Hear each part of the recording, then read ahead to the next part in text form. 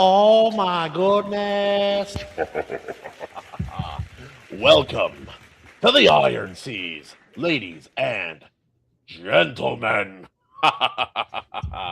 We are joined by the mostly recovered AC Pritchard and our beautiful Gerard Kleistman, who is not busy with anything at all, ever. So he's always able to be here. It's so good.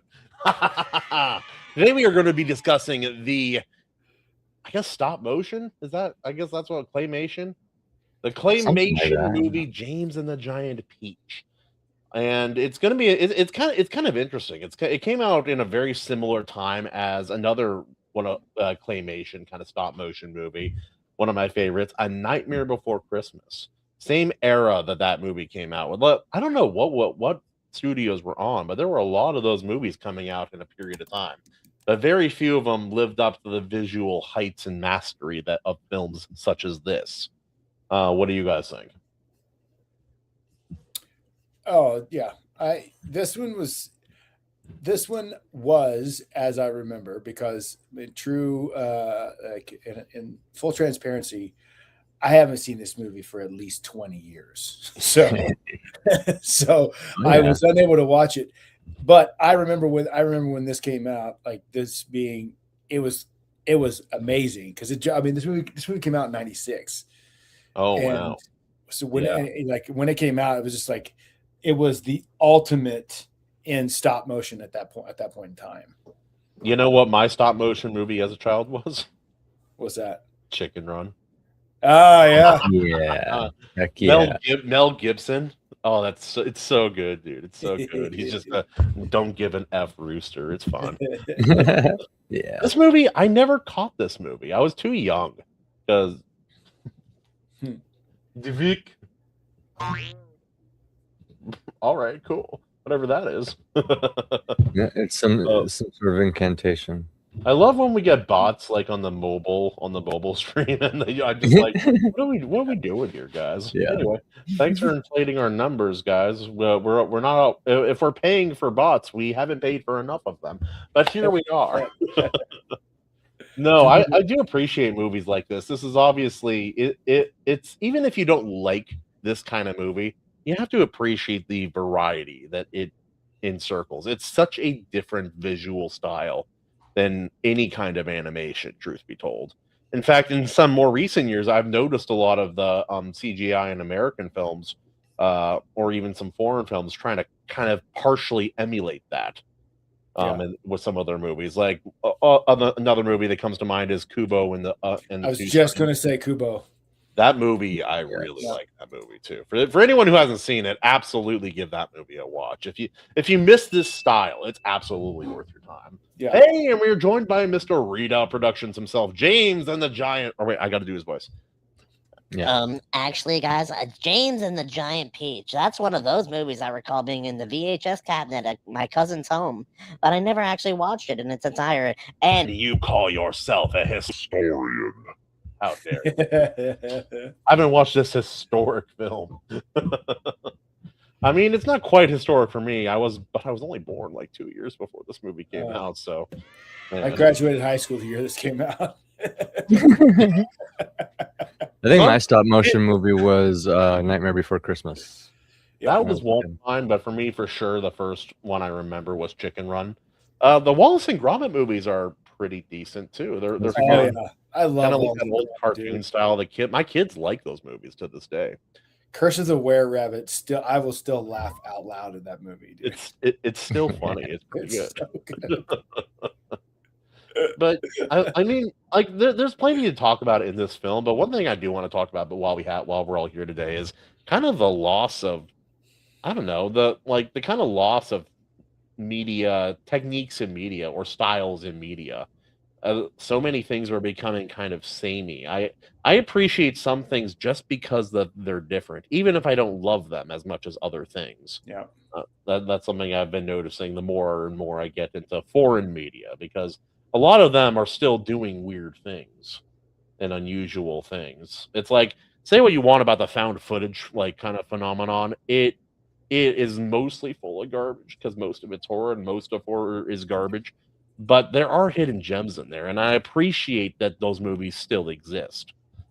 What's a lost form of media or a less common form of media that you guys miss? Like for me, obviously, 2D American animation. It's greatly missed because even like the greats of today, which are the Japanese and the Koreans, they grew up being informed and inspired by the American animators at Disney. That like century-long legacy of art making that was passed down hand to hand as a sacred torch, and you really do feel the loss of it in modern, especially with storytelling, but in modern day Disney and Pixar and such. But what about you? What's something you guys miss? Yeah, that's a good one. So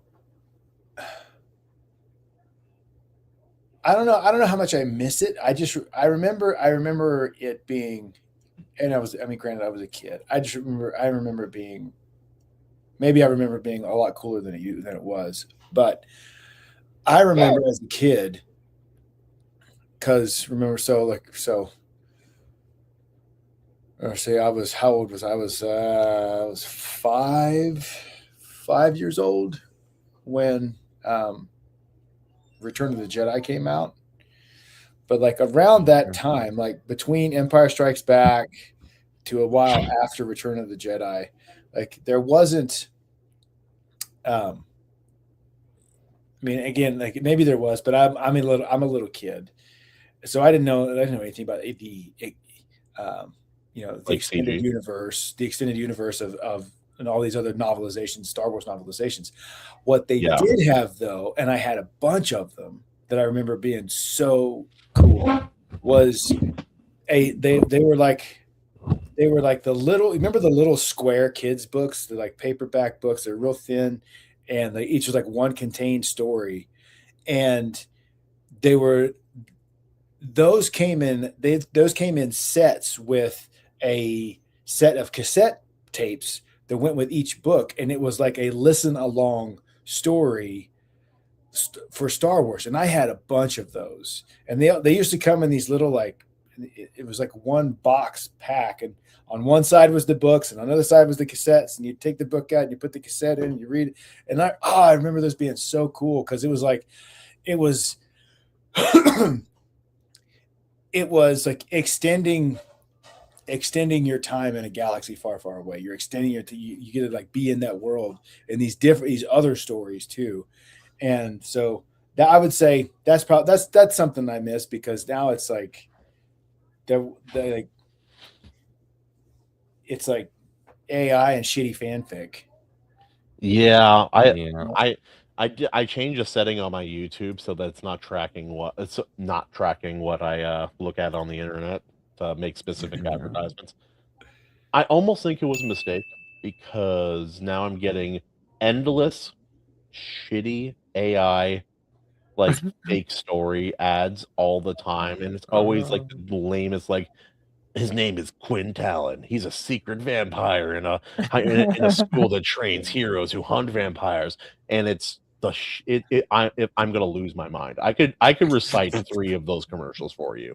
They're all like variations of a similar idea, and they're all crappy, and I hate it. It is truly the worst. None of those. You poor guy. I had no idea that existed. That was a thing until you just said that. I'm sorry. The future is now, Jared. The future is now, where crappy stories will bombard your senses every time you watch a video. No, just personalized targeted ads at you, Kahuna. No, because I turned that off. So this is just random now. And it's you will watch the AI slop and love it, yeah. Yeah. Eat the slop, piggy, eat it. Yeah. Oh Lord. You know what I miss? It's not even something that it's like they've replaced it with something else, but I miss the hand painted backgrounds. They would have in older sci-fi and fantasy movies. They even had it in non-fantasy and sci-fi movies sometimes, and they were so good. Like, they were so good that I didn't realize what they were until I was an adult, and I was like, "Oh, those are just pictures." Yeah. I always thought there was one scene in Return of the Jedi that kind of gave it away for me, even when I was a kid. I'm like, why does that look weird? Like what? Like one ship was just slightly off perspective. I'm like, why does that look different? You know, one of the largest matte paintings ever used was in the movie Cliffhanger, and it was for this extended pull away shot of Stallone climbing up this like sheer rock face, and it just goes forever. Like it pulls back and it pulls back and it pulls back, and all of a sudden like this other cliff like comes in. It's like pulling back through this canyon away from me. It's like good grief. I remember that. He went from like the full frame to this like this speck against this wall. Come to find out years later that was a matte paint, like a masterful matte painting that they merged it with. It's like, oh, it's really amazing. Cool. I have another shot from a movie that was super, super expensive. And it's too bad because it's fine, but it's nothing to write home about. Sometimes the most expensive shots are like that. It's like, oh, it's serviceable. Cool. Instead of like, it's my masterpiece. Read out real quick. Can I rant about how sick and tired I am of every movie that's trying to be realistic has to have this gray hue? That's just bad color grading. Yeah, it's movies like because the problem is we've seen it go the other direction where every movie is oversaturated. I've seen that happen before too. It's like, oh, we're in California, everything's gold and yellow and happy. We're down in Mexico, everything is yellow now. Anyway, yeah, go on. You go off, King. You go off. Everything is so visually consistently dreary. When does it not have to be? Very prevalent in nearly every historical fiction piece nowadays. Readout, did you see there's a good example of it done well in recent times, and that's Nosferatu.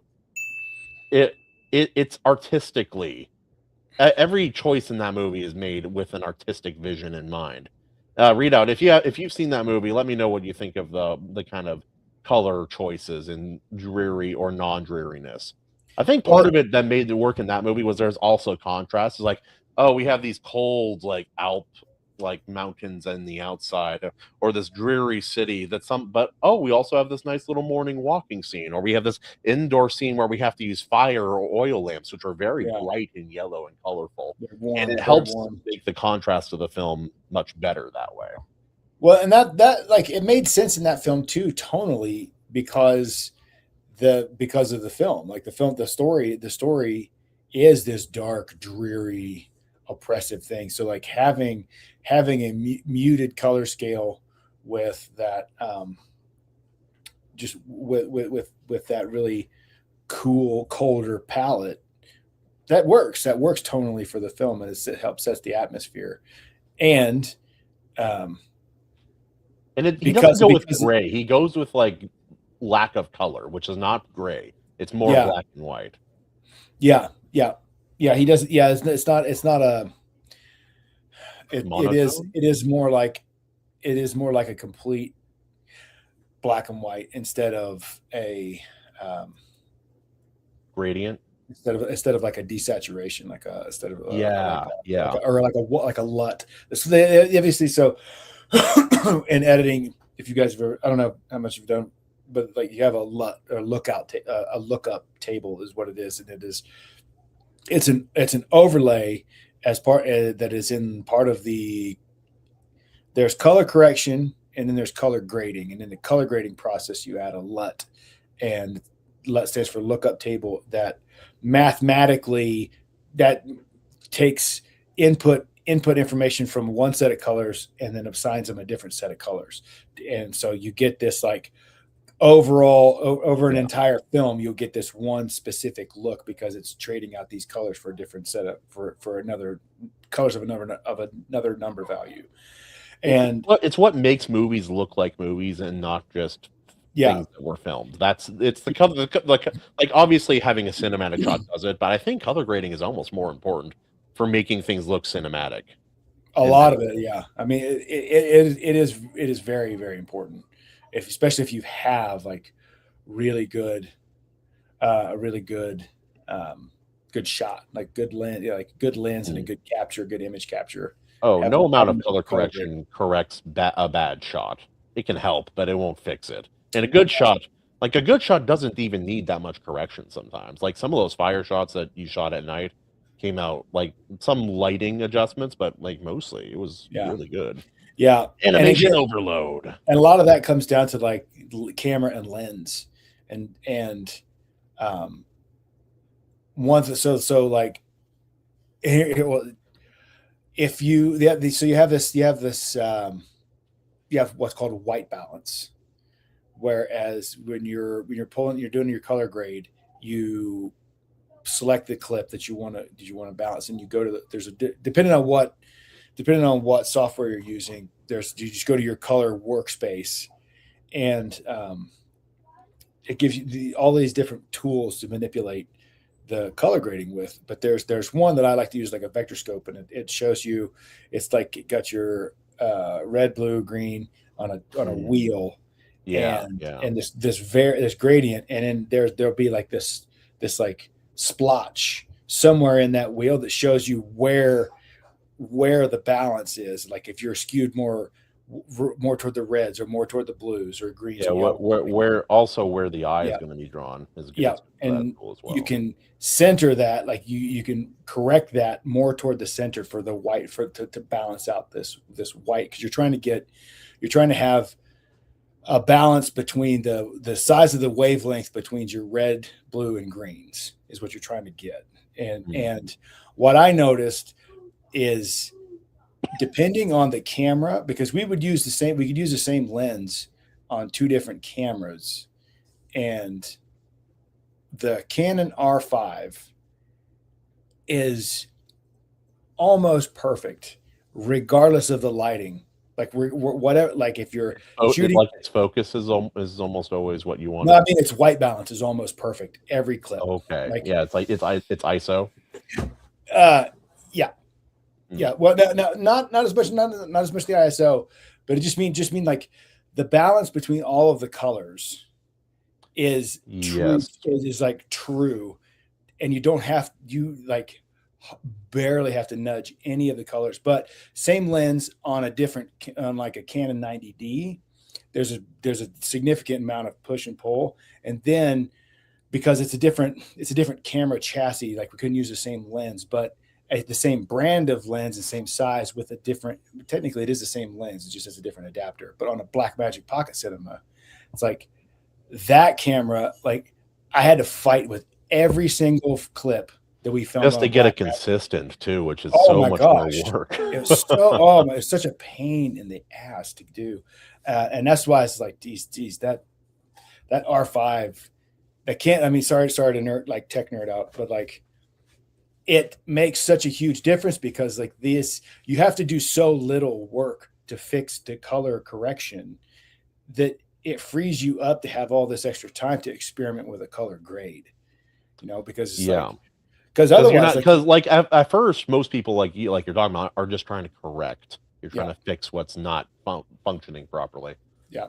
And it's like it's even more. It's something interesting for me too. I've been doing art for 7 or 8 days, just practicing. I do at least one exercise a day and at least one fun thing. But like black and white art is interesting because you have less to work with tool wise. It kind of hyper focuses you on other things. So that little black and white art I posted the other day of Suichi, which is a horror manga by the best Japanese horror manga artist that exists, period. It made me reading his work made me realize something. It's like helping me appreciate film better.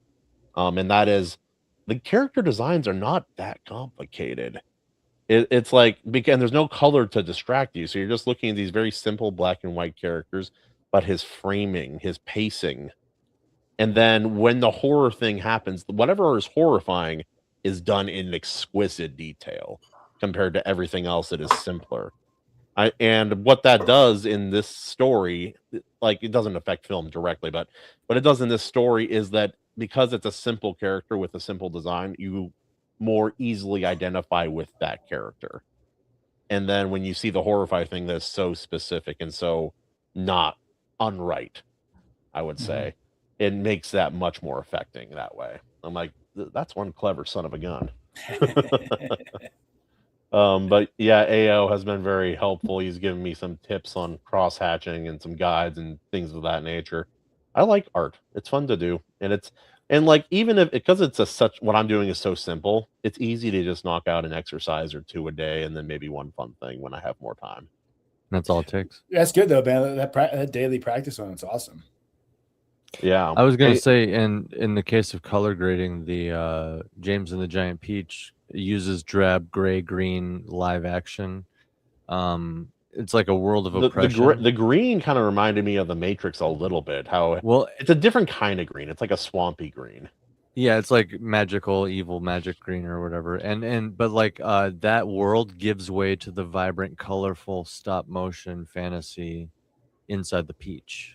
Yeah. And that, which is just like Wizard of Oz, by the way, and it's marking a Or Willy psychological Wonka. journey. Actually, it gave me Willy Wonka vibes a little bit too. Little Willy entering- Wonka, yeah, it's like a psychological journey, though, symbolically, just through like the color. It's like telling you that in more than one way through like this seemingly random as heck, fantastical tale, right? Like the rhino, that's very random. That is so random. Yeah.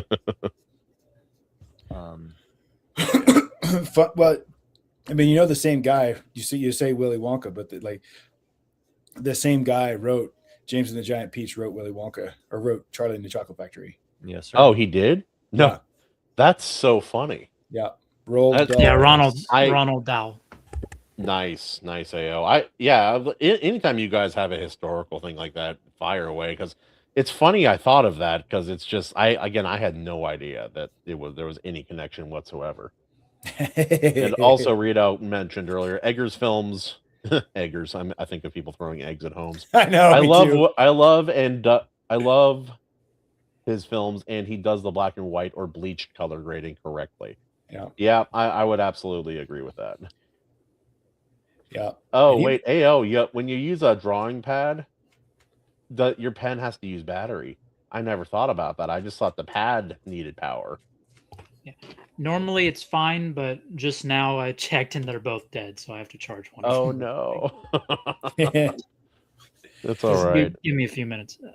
One No, thing. you're One thing about Eggers though that does bug me a little bit is, and like I didn't think about it. I didn't think about it until the trailer for Werewolf.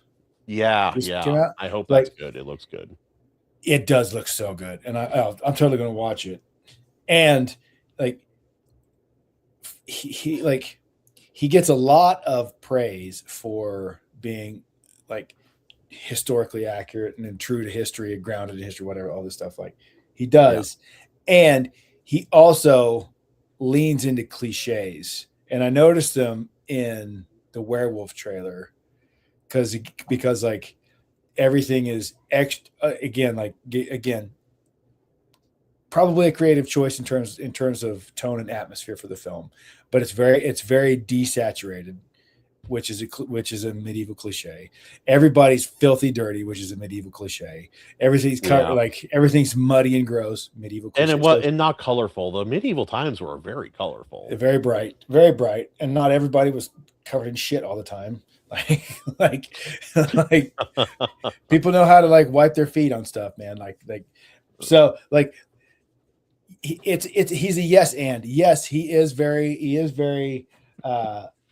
immersive when it comes to like Costuming is pretty good. His costuming consistently so is good.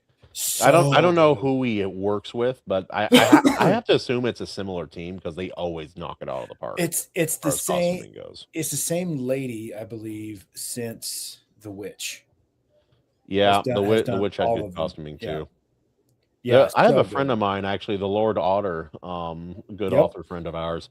He doesn't care for Eggers films because there's kind of a demonic ritual thing, like motif Mhm. that kind of appears in a lot of it, pretty much every film he's done.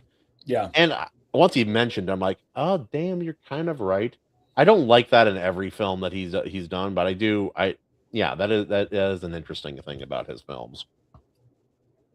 It's like you know a movie that I wish, or a director I wish I liked more. but I don't, is Taika Waititi. Mm. He has very colorful films, and I kind of like having a colorful film. I just hate his stories and his writing and what he stands for. Yeah. Everything Yeah. else is fine, but yeah. Yeah. It's like Yeah. I like a film that's willing to be bright without. It's like that. That being said, there are some films like the new Cat in the Hat movie. It looks like garbage. I haven't looks seen a preview horrible. for it. Oh yeah, it looks like Dr. Seuss vomit. Oh, for It's real? really bad, dude. I haven't seen. It like when the cat is in the human world, it looks a little better, but it does like the same animation, like button nose, like no features, no style kind of face that they've been doing. It's like Coco had that a little bit, but it was still distinct character designs. Like I think Coco was the last good Pixar movie, truth be told. Pixar was the last good Pixar movie that I can think of. I can't think of a good animation from them. That's Well, that the pop up says that's fact check true. So Oh, okay. Well, there you go. This is obviously run by an AI, and whenever I speak, it says fact check true always. Yeah, because I tell the truth and I know everything. it's automated. Yeah, automated. All right, there has not been a good Dr. Seuss movie adaptation in the 21st century. Oh, okay, yeah, The Grinch is 20th century. Okay, we're good. Readout barely. I was about to rip you, dude. I was about like The Grinch is one of the masterclass movies of all time, and I will not hear one naysayer. Aren't they doing a sequel?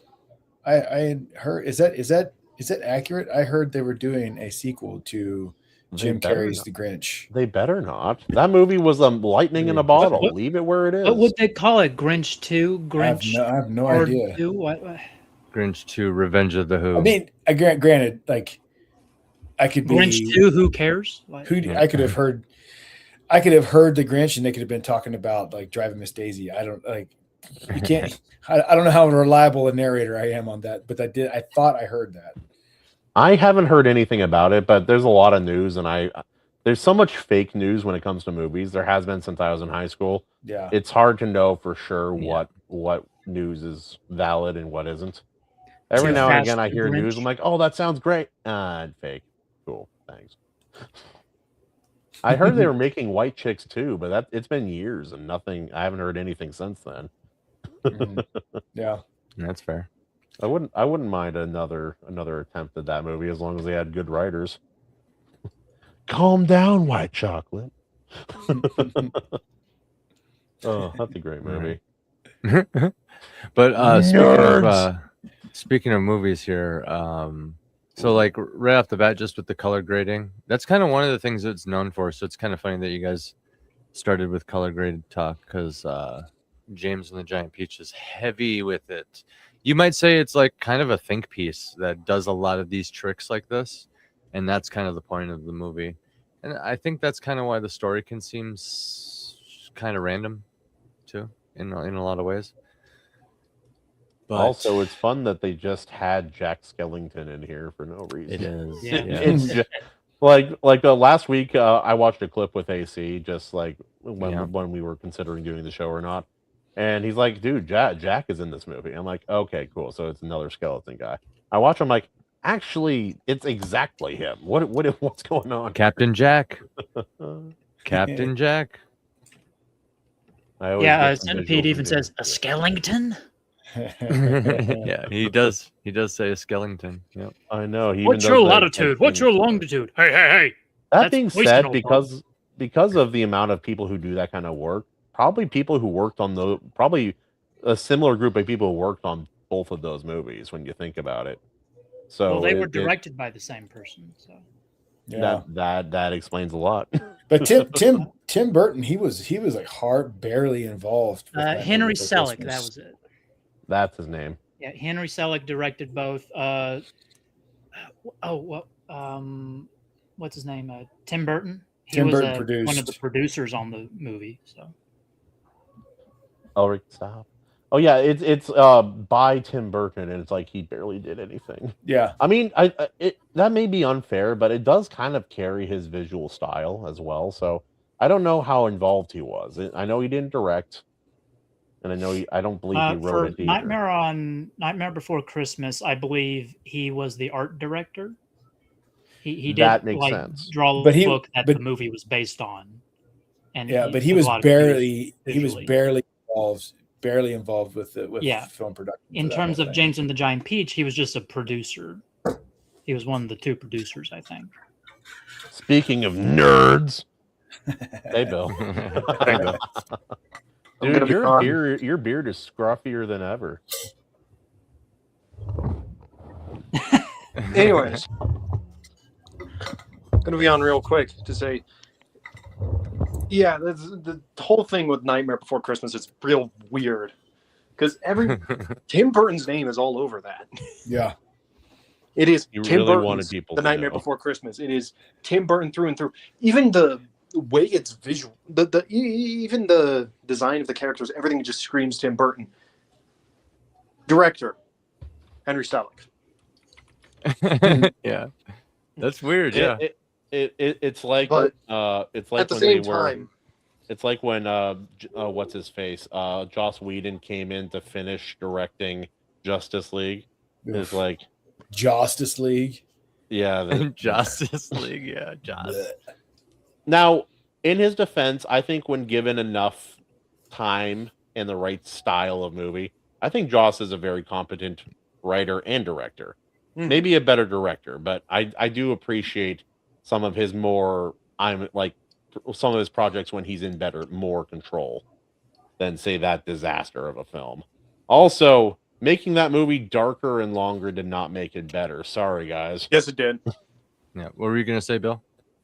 I was going to say, however, Tim Burton did write the poem Yes. many years back, Oh. which, if no one knows, that was actually the first iteration of Nightmare Before Christmas, was a poem focusing on Jack's night out pretending to be Santa Claus. That's And we're just going to write a family movie all around that and then they had him get back, shot at by like goth, quote unquote, by shit artillery until from they World die. War II or one. Yeah. Something's up with Jack. Something's up with Jack. You want to know? You want to know what my favorite? I think it still is my favorite Tim Burton stop motion animation project is. Corpse Bride? Nope. It is. It's the Frankenweenie? short. It's the short. Vincent Malloy. I never Nice. saw that. It is so good. Is that the 'Cause one it about is- the kid who wants to be like Vincent Price or whatever? Yes, and it's narrated by Vincent Price. And That's pretty funny. It's this, it's so Heavy. it is so good. Nice, dude. It's like when they have somebody in a Family Guy play themselves Yes, in the show. Yes, Anyway, like my name Edward is James Scissorhands. Woods, and I'm the mayor. but the kid, like the kid's name is his name is Vincent. I think it's actually not. I think the short is actually just called Vincent, but his name is Vincent Malloy.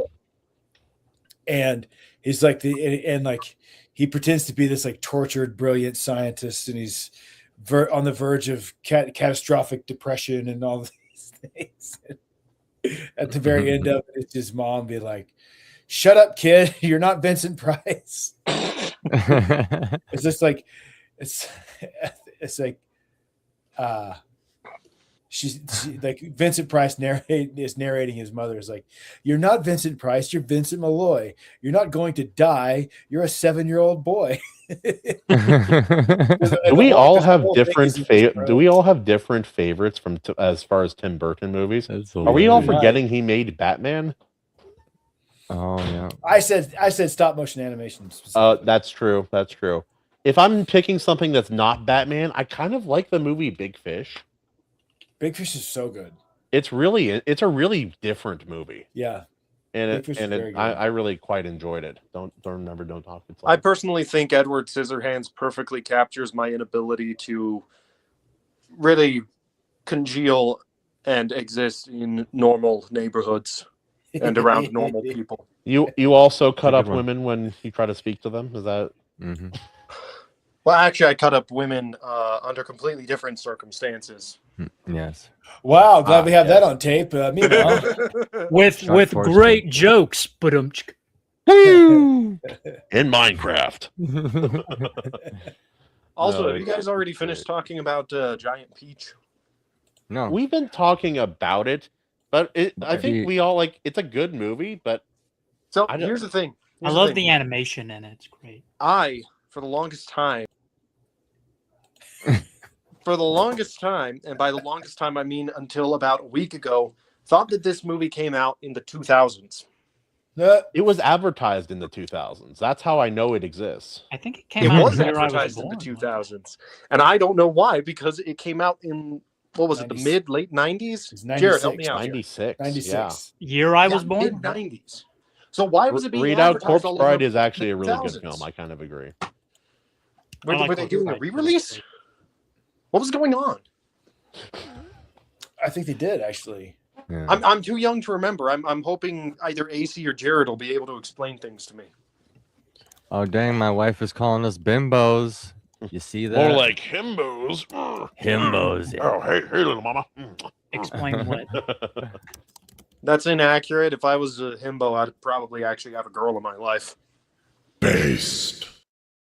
Yeah. Look at this physical specimen, Bill. This is what you must aspire to in order to gain the attentions of the fairer sex, or at least the feminine kind, hopefully.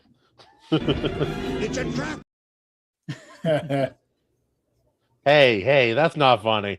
I think what you guys are remembering is probably when it came to DVD. Yeah, it must have been that, because it was. I saw a lot of commercials for it, like a lot of Yeah. previews I attached to other movies. Part Stop of it motion does. is claymation, or claymation is stop motion, but stop motion isn't necessarily claymation. You can use Exactly. anything for stop Yeah. motion. The sandworm sequences and some of those like moving like what's her Delia's like moving statues. Those were all stop motion. So yes, part of Beetlejuice does count, McCoppin. Yeah, it's like not the whole thing, but it's like if you go back far enough in like fantasy films, like the original version of the Odyssey, they had a lot of stop motion. In Oh, that. Ray Harryhausen, man. Oh, In it fact, a wasn't lot until of I saw our the movies older had version of the too, Odyssey that South Park. I appreciated the callbacks to it in movies like Spy Kids 2. They had all this like these stop motion skeletons and monsters. I'm like, this is so unnecessary as a child. But not later, I'm like, oh, they're referencing like all those old fantasy adventure films and like the Odyssey and all these like stop motion monsters. Oh, Dude, the original Clash of the Titans was one of the first. still haven't seen the original. Oh man, that's one of the that is one of my earliest film memories that I can remember seeing like super early. So Like when it came out. No, it wasn't when it came out because it was. I don't remember. But that's like as far as being able to remember back to like earliest. That's one of 3 films I can remember seeing before like I can remember most other things. Is like Empire Strikes Back, Clash of the Titans, and Dragon Slayer. Like those three films. I also kind of miss the style where they would combine 2D animation with live action.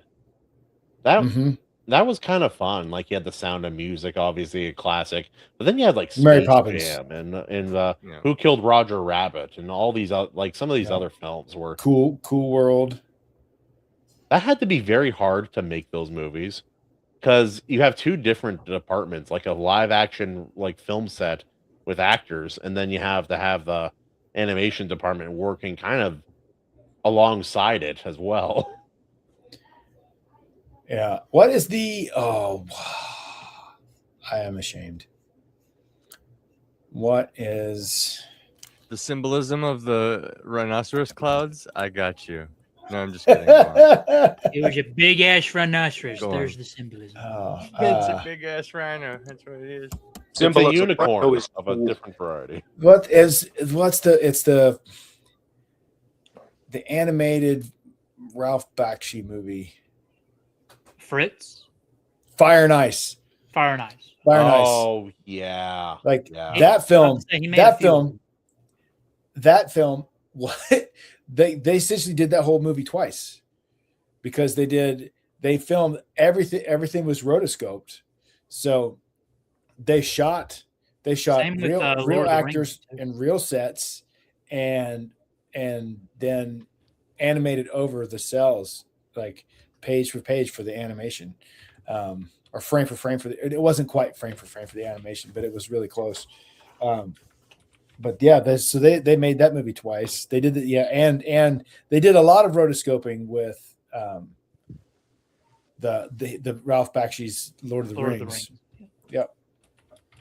Which I remember seeing that. I remember the first time I saw that when I was in college, and I didn't even know it existed. And then I saw it, I was like, wow, cool. And then years later, the Lord of the Rings came out and the Mirror of Galadriel scene is almost exactly the same. Yeah, like Peter Jackson did almost the exact same scene. I got another one of those. Shot for shot. Like, I grew up with the Rankin Bass Lord of the Rings. Anyone remember this movie? Yes. I could never. We watched it with my kids recently. It's charming.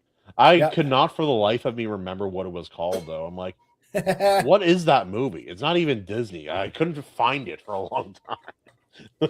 Pot's Dragon, yeah. There was it's like Pete or Puff the Magic Dragon. What is it? Live action. That's not right. There was an old Don Knotts movie that did. I'm not sure if it was The Amazing Mr. Lupin. Mr. Limpet. Limpet, yeah. I'm not. He turns into a fish. Yeah, and then he fights Nazi submarines or something. Yeah, but I don't know when that was. I bet they did not see that coming. They did not see that coming. Oh, I'd make a funny joke. Like, I'm not even kidding. He literally fights like Nazi submarines or something. Yeah.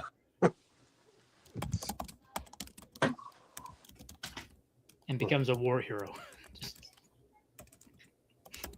Just a little cartoon fish, Don Knotts, just, echolocationing.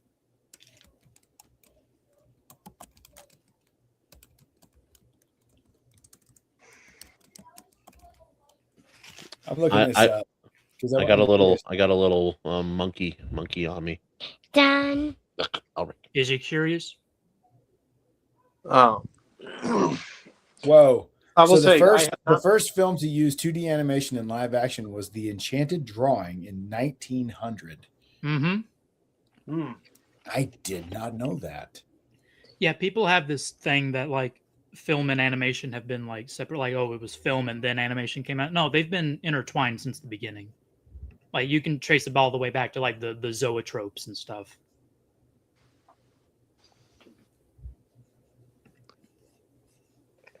And the entire film is 1 minute 30 seconds.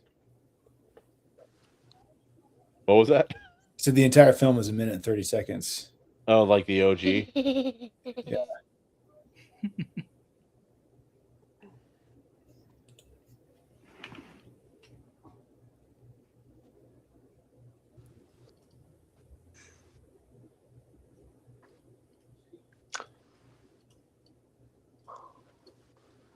I'm watching it right now. Sorry, since the dead air. So you have a man. Okay. So there's a man on a large easel doing a charcoal sketch. Oh, that was cool! Holy cow, that was in 1900. Yeah, they blended it all together. It was really so cool. he draws a cartoon picture of a face, and then above it he draws like a bottle of wine and a goblet. And then he reaches up and grabs the bottle and the cup and pulls it off. That's awesome, man. For 1900, Mm-hmm. That's so cool. 1900 animation and the dude's face changed, and then he gives him the wine, and now he smiles. 1900. That should be public domain now. Send the link to Kahuna or AC or whoever's running the show. Don't tell me what to do, Bill. Okay. Are you sending it to one of them? Yeah. Okay. Yeah, know your place. Oh, Lordy. No, I was looking something up because I watched an old Popeye cartoon with my kiddos recently, and some of them used stop motion instead of animation, and even some live action footage, like for backgrounds. I'm like, what a weird idea. Instead of taking like a normal film and putting something Yeah, animated they would into have it. a like a 3D set for the background. Yeah, would yeah. film So it. you've seen those too. Yeah, and Also, then those they would old animate the cartoons cells over are. that to like do the motion of the environment and stuff. Wasn't there an old Superman live action show that used like actual animation for whenever he flew? I don't know about that. I do own 40s or the 60s. the 30s cartoon. I own the Black and old white. cartoon. I own the old cartoon where they animated over the radio show, which was just audio only. And so they have this audio from like the 30s or 40s, a long time ago, for Superman, and then they animated over that and made the first like Superman cartoon. It was pretty wild.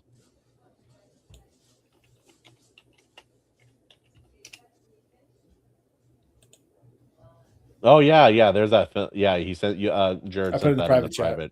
private deal. Yeah, no, I've seen that before. It's pretty neat.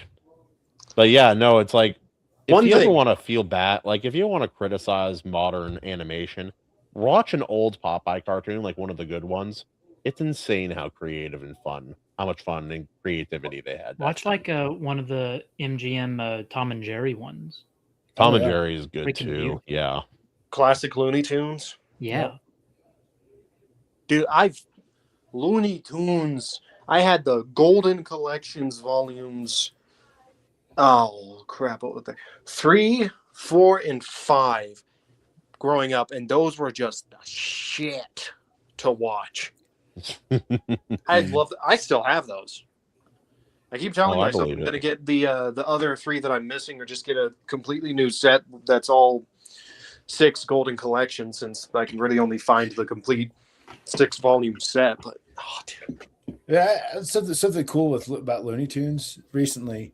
So a few years ago, like I introduced Theron to Looney Tunes, like OG Looney Tunes.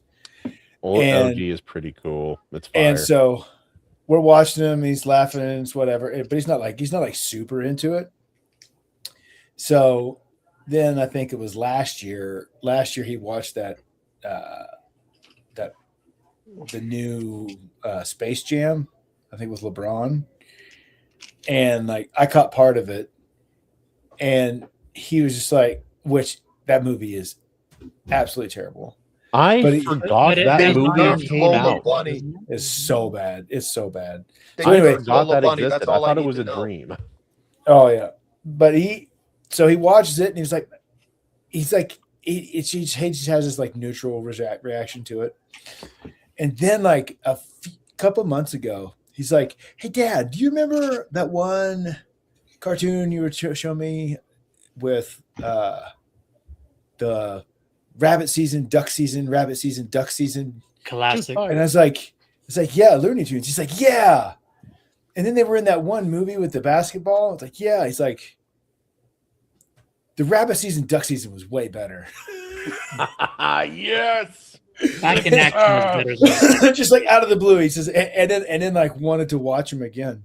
So we started watching some Looney Tunes again. It's like, yes, attaboy. I knew I had succeeded as a father when my kids were asking my grandmother, their great grandmother, if they could watch the black and white Popeye DVD There you from, go. from the 50s to the 20s. Like it's all in there. It's like Yeah. they requested to watch it. It wasn't presented as an option. They wanted it.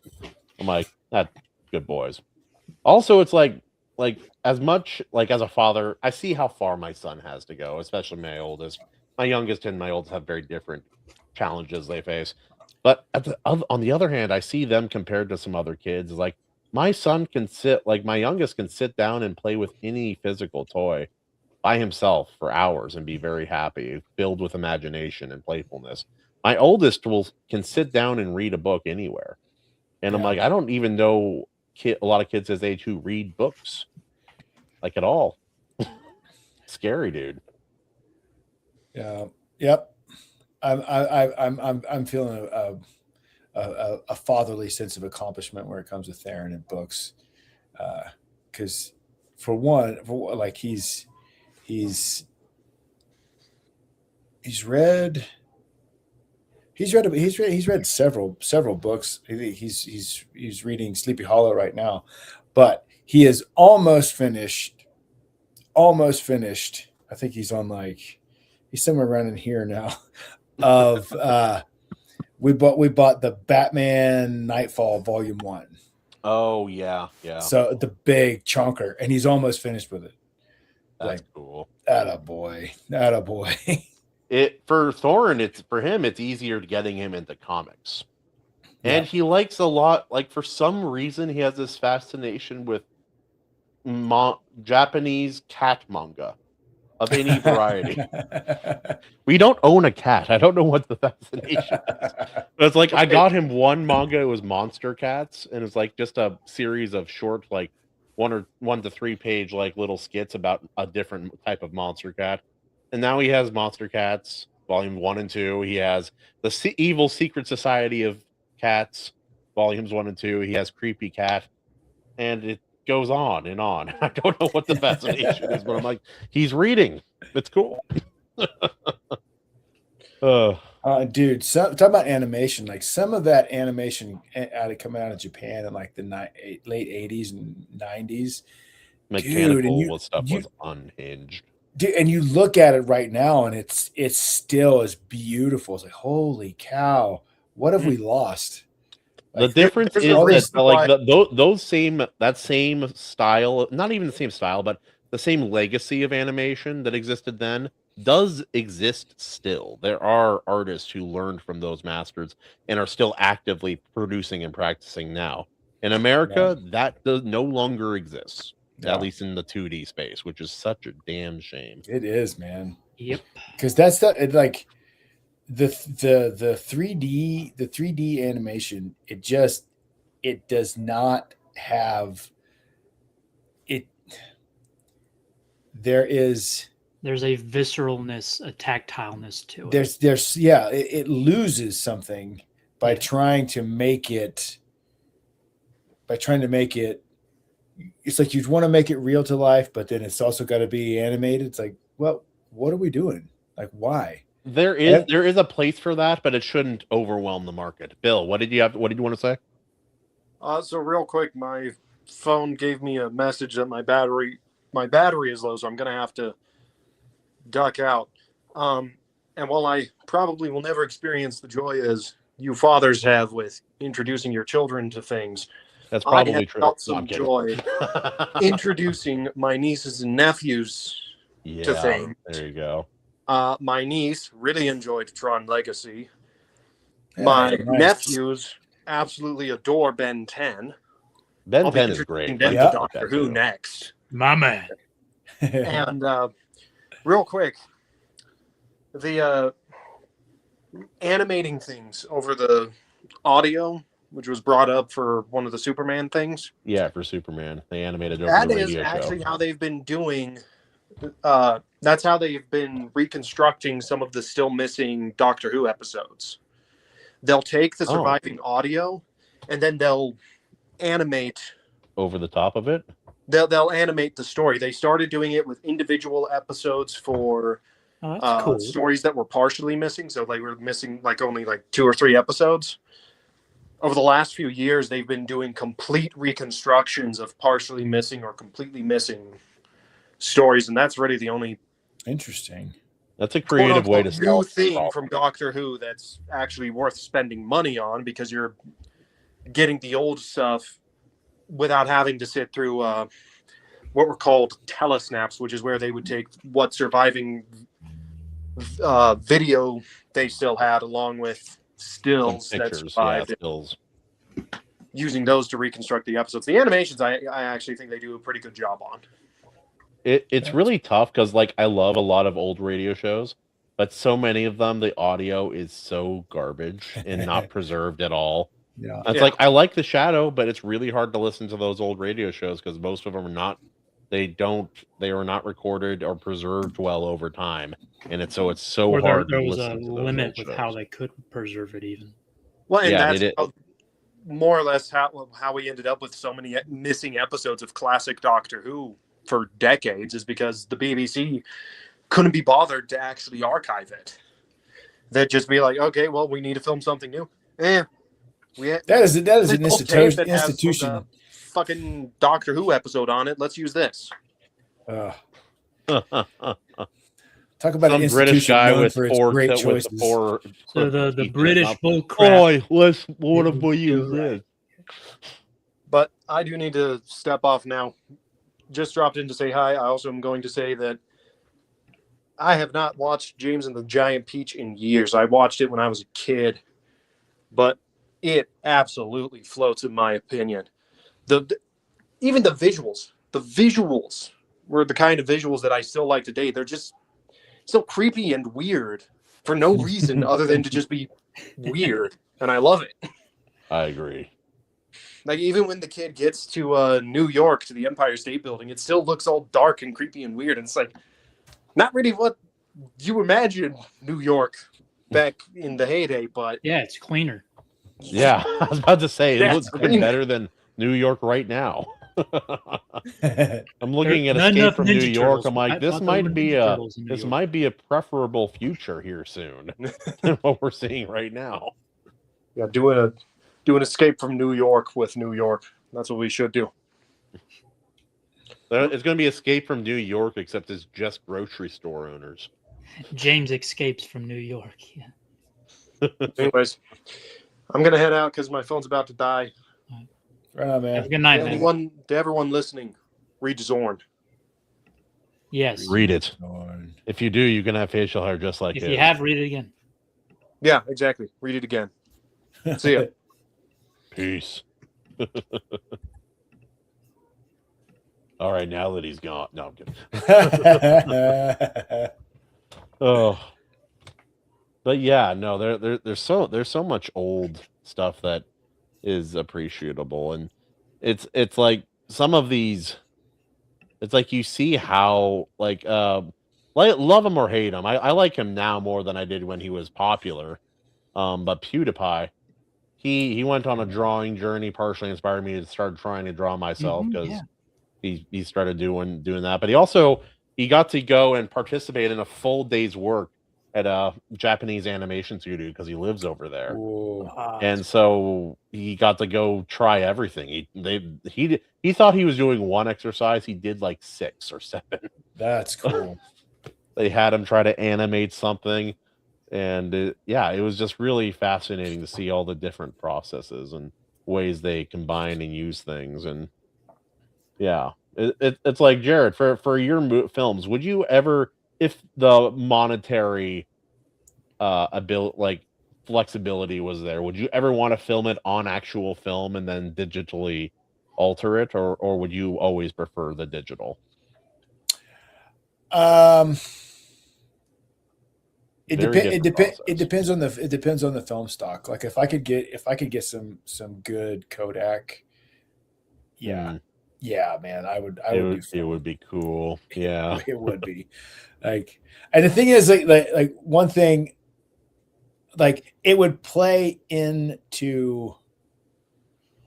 I think I could pull it. I think I could pull it off because, like, it would force like that part of me that gets very anal retentive about details and planning ahead of time, because with film you're burning film and you don't have time for 17 takes of something. Like, you've got to have it, so you've got to know your actors got to know their shots. It's got to be rehearsed. They got another lines. It's got to be rehearsed.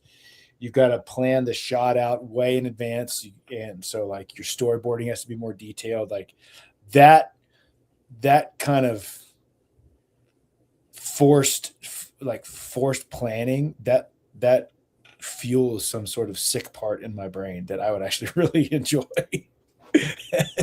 And so yeah, I think I would love to use film once. For me personally, I love the idea, but I also know how many takes I have to do for a 30-second YouTube video.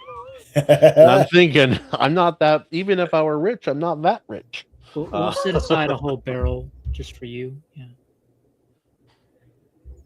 It's like I want to take an expensive reels for film you. camera, like one of those $70,000 like rental cameras you can get in Hollywood, Jared. I want to turn it sideways and film a vertical video that way. On film. Upload to the highest Extra quality. IMAX. It's extra. Oh, he's sacrilege. It's like the only screen in the world that can play it and give it justice is the round domed, like the sphere in Vegas on the inside. It's like you can experience every pore and makeupless and non-touched up footage right here in the sphere. Oh man. But yeah, like as far as this movie's a float. It's not a big float for me. It's fine. It's a hard movie for me to talk about because I like it, but that's it. It's like I don't love it and I don't hate it. It's kind of a weird like it's like Lynch, but like Lynch back in Seahawks when Seahawks were good. It's like, oh, he's mediocre. Yeah, he's mediocre. Talking about one of the guys on another team. It's like you can't say he's bad because he's on a pro football team, but he's like, oh yeah, he's mediocre. Just like, oh, that's even worse actually. I would say it floats as well. I really enjoy it. Yeah, it's good fun. What about you, AC? I float it. I give it an absolute float. We need that. Where's that floating meteor? It's right in here somewhere. I'll find it. Oh no, where did it? Basically, just the nostalgia alone and the use of symbolism, color grading, lighting, stop motion. It's just doing all the blending with live things. action was very well done. Like, yeah, and the story for it. You could knock the randomness as like a negative, but altogether it kind of just creates this really unique thing, I guess. You can tell it's unique and human, and I don't know. I do want to get a hold of the book and just see how different it was. It would be interesting to read any of the guy's books because I've seen his movies, and obviously there's some. Because I know a lot of the movies are quite different. Yeah, typically. And he was not particularly fond of that. So I imagine that the stories are more whimsical and that the books are darker, but that's just a guess. Yeah. Oh, yeah, I know Willie ends more soberly. From what I recall, Willy Wonka in the book is his like borderline psychopath. Like he is like I think he has a beard too. I'm not sure. You don't feel very safe anytime like whenever he's on the page. It's like something bad. We're like 3 seconds away from something horrible happening. You know, Johnny Depp's portrayal of him. Yeah, basically that. Yeah, just weird. Yeah. I got the robot pulling up all the differences between the book and the live action Peach. We'll see. We'll put the name to the test. Put it to the test. Yes, we'll put it to the test. Here's a comprehensive list. Film keeps the core premise. Let's see. In the book, James's parents are eaten by ordinary rhinoceros that escapes from the London Zoo. Nice, dude. I like that. That's so out there. The rhino never appears again. Holy crap. Oh, tip for more than just the tip. Nice. You know what to do, Kahuna. I think no, she's just tipping me. Anyway, okay. The book, a mysterious old man gives James a bag of green crystals. Oh, geez. Oh dear. That's different. Also, I saw this on Twitter from there's this weird trend of Christian VTubers, and it's really funny. And they always post the most based, weird, off the wall Christian memes on Twitter. Okay, yeah. She said this is not a freebie. This is not a freebie. You gotta do it. Okay. Hold on. I forgot. Then the commander arrested him and ordered him bound with 2 chains. Like the rapper. Acts 21. All right, hold on. It's coming off. Turn on the music.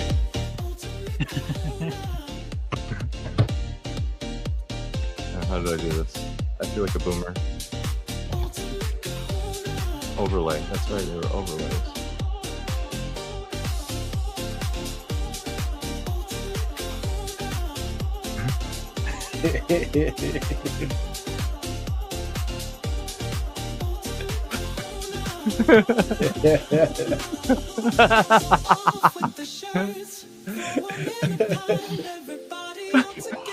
I worked hard on these overlays, man.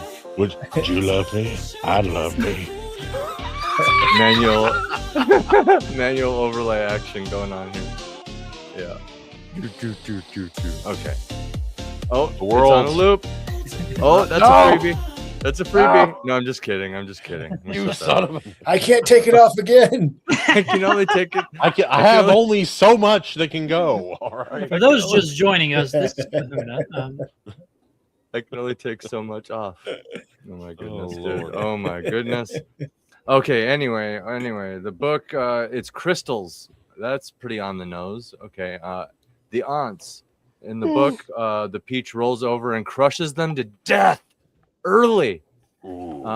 As it breaks free. That's the end of the evil aunts, when the peach breaks free. And then Miss Spider later notes this as a fitting revenge because the aunts killed her grandmother. Oh, based. She's like, that bitch got it. Anyway, the insect characters. Okay, did they all have differences? I think. The silkworm present in the book, completely omitted in the film. There's a silkworm that's supposed to be there. Glowworm is hard of hearing in the book, but not in the film. Centipede does not smoke She's in the hard book. of hearing. Yeah. He smokes in the film, but has no shoes. See, this is where the random shit comes in. Centipede does not smoke in the book. He smokes in the film, but has no shoes. More central and developed to the plot. Earthworm, nasty and complaining in the book. Much nicer in the film. Huh. Miss Spider versus that. right. Miss Spider and Miss Ladybug. Ladybug is more motherly figure in the book. Dang, she was pretty motherly in the movie. Yeah. In the film, Miss Spider takes on a stronger maternal role. Huh. Yeah, that's true. Why didn't they do all that with the Ladybug? That's true. That's very apt. Huh. Anyway, Grasshopper plays violin music by rubbing his legs in the book. In the film, he plays an actual violin. Huh. Okay. I feel like they could have done that in the movie. I don't know. Yeah, they could have just done that. Yeah. Overall, the film centers development more on Centipede and Spider. Okay, so like the book, it's more spread out. But yeah, there's more to it. Yeah. It's And there's more, kind of story there's I a whole wish I bunch. could write, just something effortlessly whimsical, Yeah, okay, so this is a big change. Hold up. So what? Are you kidding me? Okay, escape and rolling of the peach. In the book, the peach rolls through a chocolate factory. Hell yeah. Yeah. Holy crap. It's a Holy connected crap. universe. Ronald Dahl's cinematic universe. It has begun. Exactly. And then Charlie and the Giant Peach. exactly. The ocean and sky adventures. Sharks, ordinary sharks in the book, not mechanical sharks. Yeah. Their long snouts prevent them from effectively eating the peach. Okay. Oh. Nice. Okay. In the film, a single giant mechanical robot steampunk shark. It's so different and random, dude. Oh my goodness. This knocks points, man. It's still afloat, but man, I think it might just barely be afloat now. I don't Cloud think Man- changes like that were like back then. Most of the time, it wasn't malicious unless you're That's fair. Unless you're Starship Troopers, then it's absolutely malicious. But And they're yeah, they're totally like fitting malicious. it into the runtime of a movie, so they have to simplify certain things anyway. yeah, it's like controversial opinion. A lot of the early changes in Game of Thrones, like the TV show, where they had to combine characters or simplify characters or make alterations for the sake of film.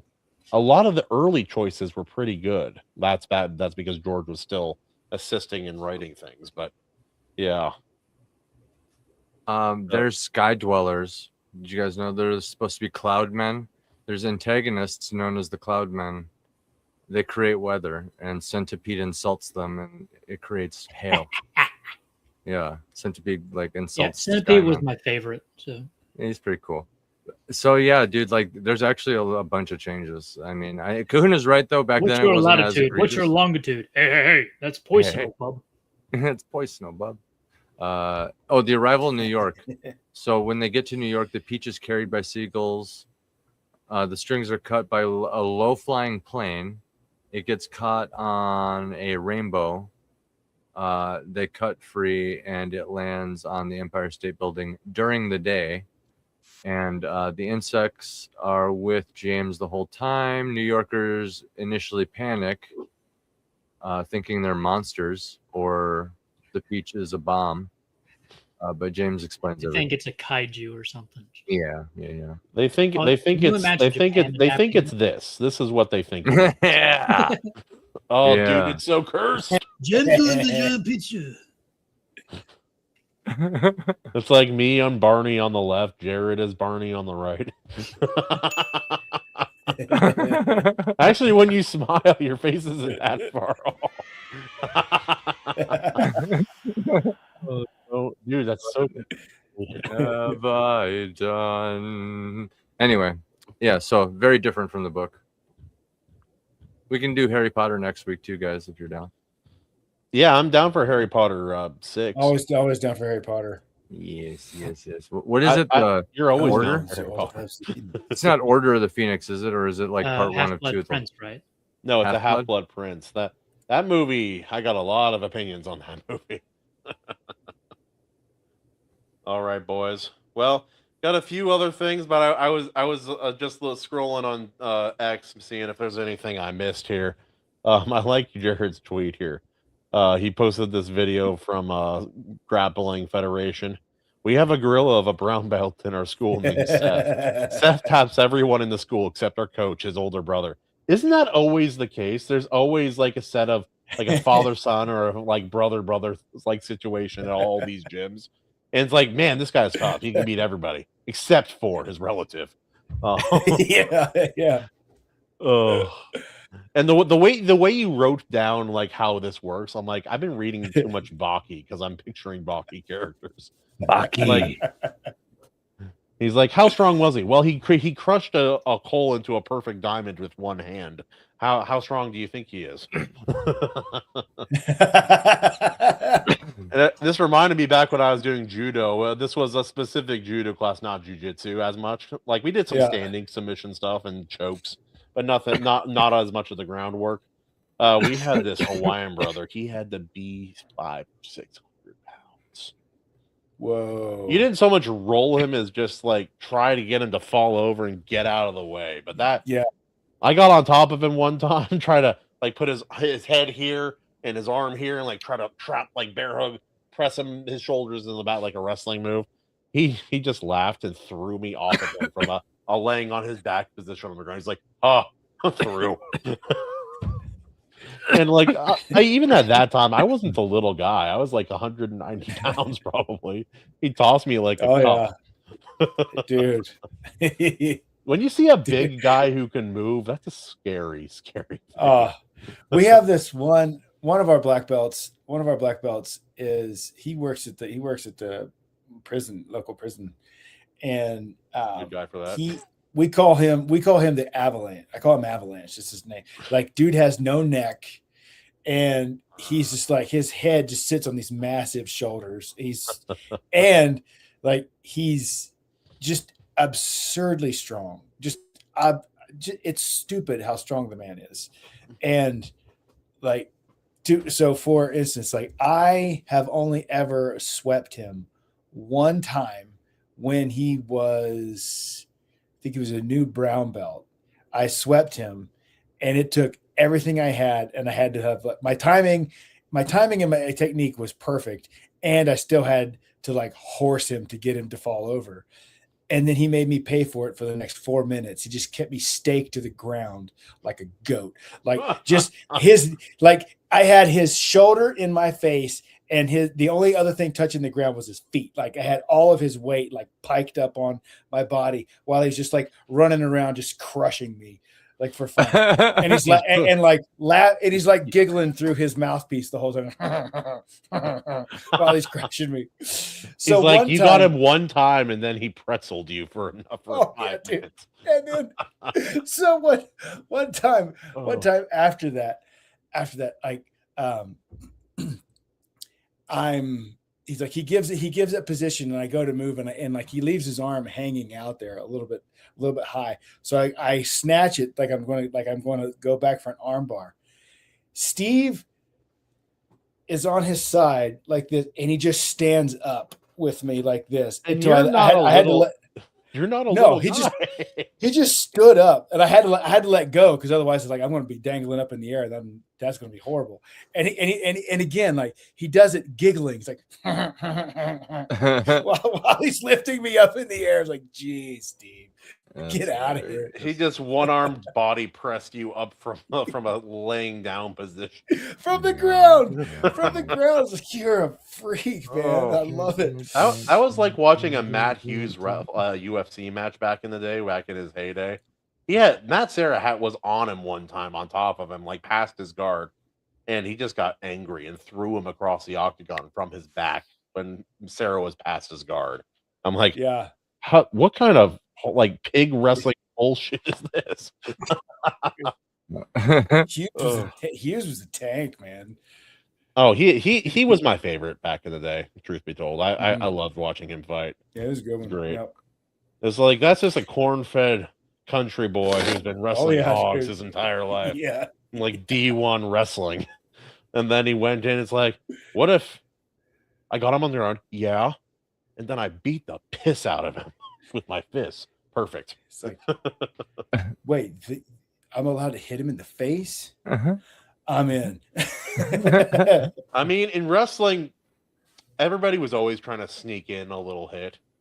It's like the little head taps. Sometimes those got a little more aggressive. Boop. Boop. It's like that boop sent me tumbling backwards when I was in position. That's not a boop. That's a big old boop. That's like an elephant trunk boop. Yeah, you freaking pancrase hit me, man. But no, Jared, have you ever seen? Do you know what Baki is? Yeah, the fighting anime. Someone called it a sports anime to me the other day. I'm like, no. That's not sports. Like they're It's taking a sports pseudo anime the same way Yu-Gi-Oh is a sports anime. Yeah, right. to the same degree. It is a real sport. The Yu-Gi-Oh. Fighting is real. Not as many giant insects as Yu-Gi-Oh, but hey, Fair. But almost as many. almost as many.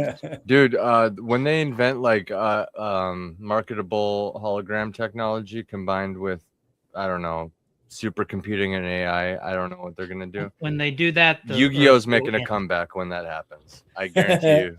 People will be it'll be real life Yu-Gi-Oh, guys. It'll be cool. It's gonna be cool. We will have duels to determine the president of the United States. See, that's what they should do. It's time to duel. I play my Tierman's deck. Yeah. I got the best opening move. Call him Sleepy Joe. He uses only sleeping. It's like he only uses sleeping Pokemon. Sir, this is Yu-Gi-Oh. I don't give a fuck. I don't give a fuck if he uses only sleeping Pokemon. That's why I brought fire types, because I rely on. Anyway, Trump would use Pokemon cards in a Yu-Gi-Oh game. Yes, he would. He would. I'm using Ho-Oh because Ho-Oh is legendary, and so am I. I brought it. You gotta take it. Because tariffs. I'll tariff you. It's like they say in Yu-Gi-Oh, you gotta catch the heart of the cards. All of them.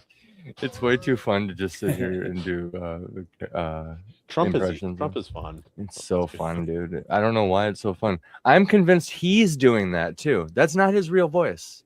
He's just doing that because it's Cameras turn off. All right, guys. Yeah, Had a long day. That was a really long day, guys. It's like, sir, you want some Diet Coke? Get that away from me. Give me a seltzer water. Give me some wash. Yeah. Takes off the wig. Wash this orange off my face, guys. I'm sick of this. The camera's in my face all day long. It's all fake. We have AI. Yeah. We can make this video. It wouldn't be hard. We could. Yeah. Yeah. And the reality is Someone bring me some bisque. You, lobster bisque. Bring the bisque. Cheeto dust. Ayo, I have an art-related question for you since I've been doing drawing things. Shoot. How long is it helpful to recreate, like basically copy other people's drawings? Is it helpful? If you're just starting out, there's nothing wrong with it. I think there is a potential trap, as in you never try things from imagination. Yeah. My recommendation is you can trace something complex if you want to just like get a feel for like the general structure, but I would recommend just doing it by eye. Right. Like look at it and try to draw it yourself. I haven't traced a single thing yet. Everything I've done. Don't fall into that because it's easy to fall into that. I did when I was younger and just. Well, it's like even on my Soichi piece, like I adapted it a little bit, like by adding the name from the front on it, and I had changed it to vertical. But like also, I got some of the dimensions wrong. It's like it's really, it doesn't seem obvious when you're up close. What you're doing is you're trying to teach your hand to draw what your brain is seeing. Yeah, you're trying to get it into the rhythm. You're trying to build that muscle memory up. I need to do that. It's a bold strategy, Cotton. Let's see if it pays off. I got to do that thing artists do where they hold their brush or their pencil up and they're just measuring. I didn't know that's what they were doing. Yeah, that's what they do. Their arm was tired. You can also use a plumb line, basically just a weight with a string attached to it, and it just draws a line straight down, and you can kind of measure things that way. Yeah, no, it would be helpful. I used to draw. It's funny. My son asked me this just like 2 days ago because he likes to draw and he's getting into like comics and graphic novels and stuff, and he was asking me like what I used to draw when I was a kid, when I was starting to draw, and then he asked me like, well, what superheroes did you draw? I was like, that's random. It was like good. And the thing was like, honestly, it's like there was a period in like 8th, 9th, 10th grade. Like I drew so many Sabretooth and Batman. Like why those two? It was those two, and I just drew tons of those. Now that you mention it, I was like, I did that a lot. Because I remember like in my art class, like we had to do like a daily drawing, and we had like an art journal for our art teacher, and we had to turn it in. Like, did you get to draw? Did you have to draw something in class, or you just turned it in when you got to class? Turn it in when you got to class. And sometimes we had journal time in class that we would do that. But I remembered, I didn't realize it so this is like, you gotta remember this. So this is like early 90s. And there was some of the best like X-Men, Wolverine art. X-Men was really cool in the 90s. Thor was something. But I had so many pictures like in that especially my freshman year, like so many pictures of Batman and Sabretooth. And that to this day, that's like my favorite design, my favorite Sabretooth design. Yeah. Sabretooth with a headband goes pretty hard. I'm not gonna lie. What happened to the headbands? Big fur mane. Yeah, the big mane and what happened? There were some cool headband designs. Like even the old Luke Cage had a headband. It's like there used to be a lot of headbands in Western superhero design, and mostly that's gone away now. I don't know. I think it was just a style of the era, and now if you do it now, it looks like it's a callback, even if it's not. Yeah, I think that's probably part of it. But Ayo, you're an artist. So what like if there's an indie comic story of like a success story, is there one that you find especially inspirational? I love the TMNT backstory because it's hilarious. Just two stoners having a fun Yeah, idea. And then it became one of the Yeah. it became at the time the most successful indie comic ever made. It's American as hell too. Oh, it's so cool. Yeah. And it's I so dig it. Daredevil. TMNT, but what Eric July has done with the Rippaverse has been really inspiring. That's cool, It's a legit The Bone it's a series legit- by Jeff yeah. Smith. I'm pretty sure that one. was Bone is I want to buy that. I heard I did some research. It's really on that good. the I other like day. it. I think It's like you'll it's a simple art style, but the framing and the way what he does with the simple design he is grew up reading a incredible. lot of those older like Disney comics and stuff like Scrooge McDuck, stuff like that. The Duck comics were legit. I didn't realize this until recently. Those Duck comics were absolutely it was like adventure pulps, but with ducks. Mhm. They were pretty good too. It's like I picked up something for my mother recently because she talked to my dad wasn't into comics when he was younger. My mom was though, but she was in Hawaii, so she got things kind of on a different timeline than people on the mainland. But she's like, I was really into X-Men, and then there's this other one I really like called Elf Quest, and I looked into that. What a story and style with that. And it's like I bought her the this compendium kind of copy recently, or it was like nicer hardcover edition, and it has a note from the husband of the team in there, and it's basically expressing how grateful they are for all the fans and how something they've consistently tried to do is always keep the book available so that new readers don't have to miss out and can have access to it one way or another. I'm like, what a great attitude from some old heads in comics, because if you don't know, they were rejected. She was rejected by every comic company in the US multiple times. And then they had months where they outsold Marvel and DC in their heyday. That's how you do it. One little indie comic about this group of friendly elves. It's like that's the taking American over.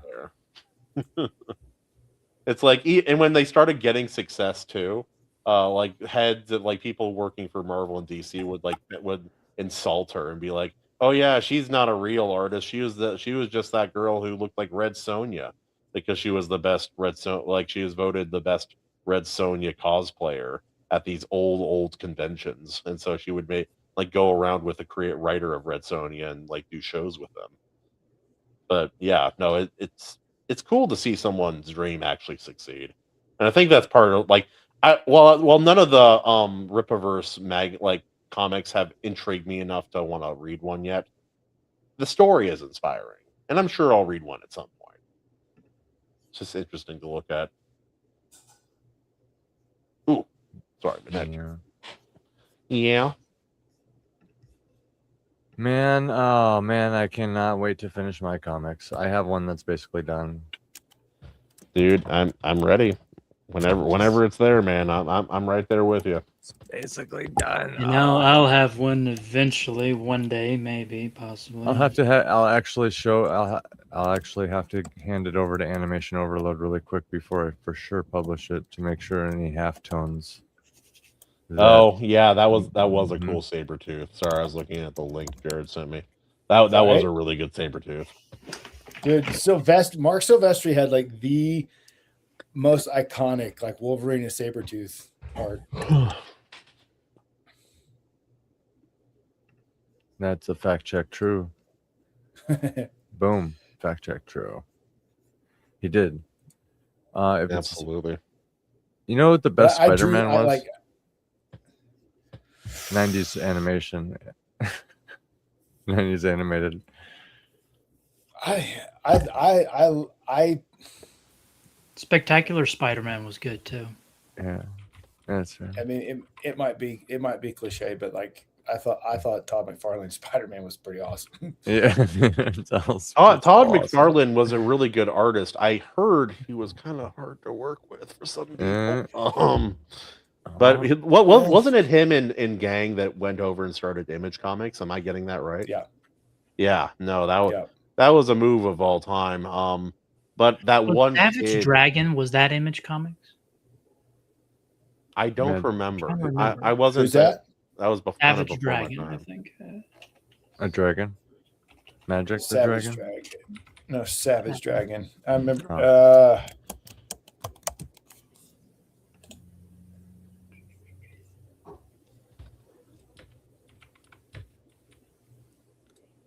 I'm sure. No, yeah, Image Comics. Okay. There you go. Oh yeah, he was a kid at the time, but Rob Liefeld went with them to join Image. I remember Comics having a and comic of that way back in the day. After doing the worst Captain America ever. He is the worst really popular comic artist. That's a fact. I think that's what I'll say. His paneling and framing was really exceptional. He had really different, unique page styles, and he learned a lot of that working with some of the greats at the time. But yeah, no, that's something you can't take away from him. His positioning, his framing, and such was really good, and his anatomy was not good.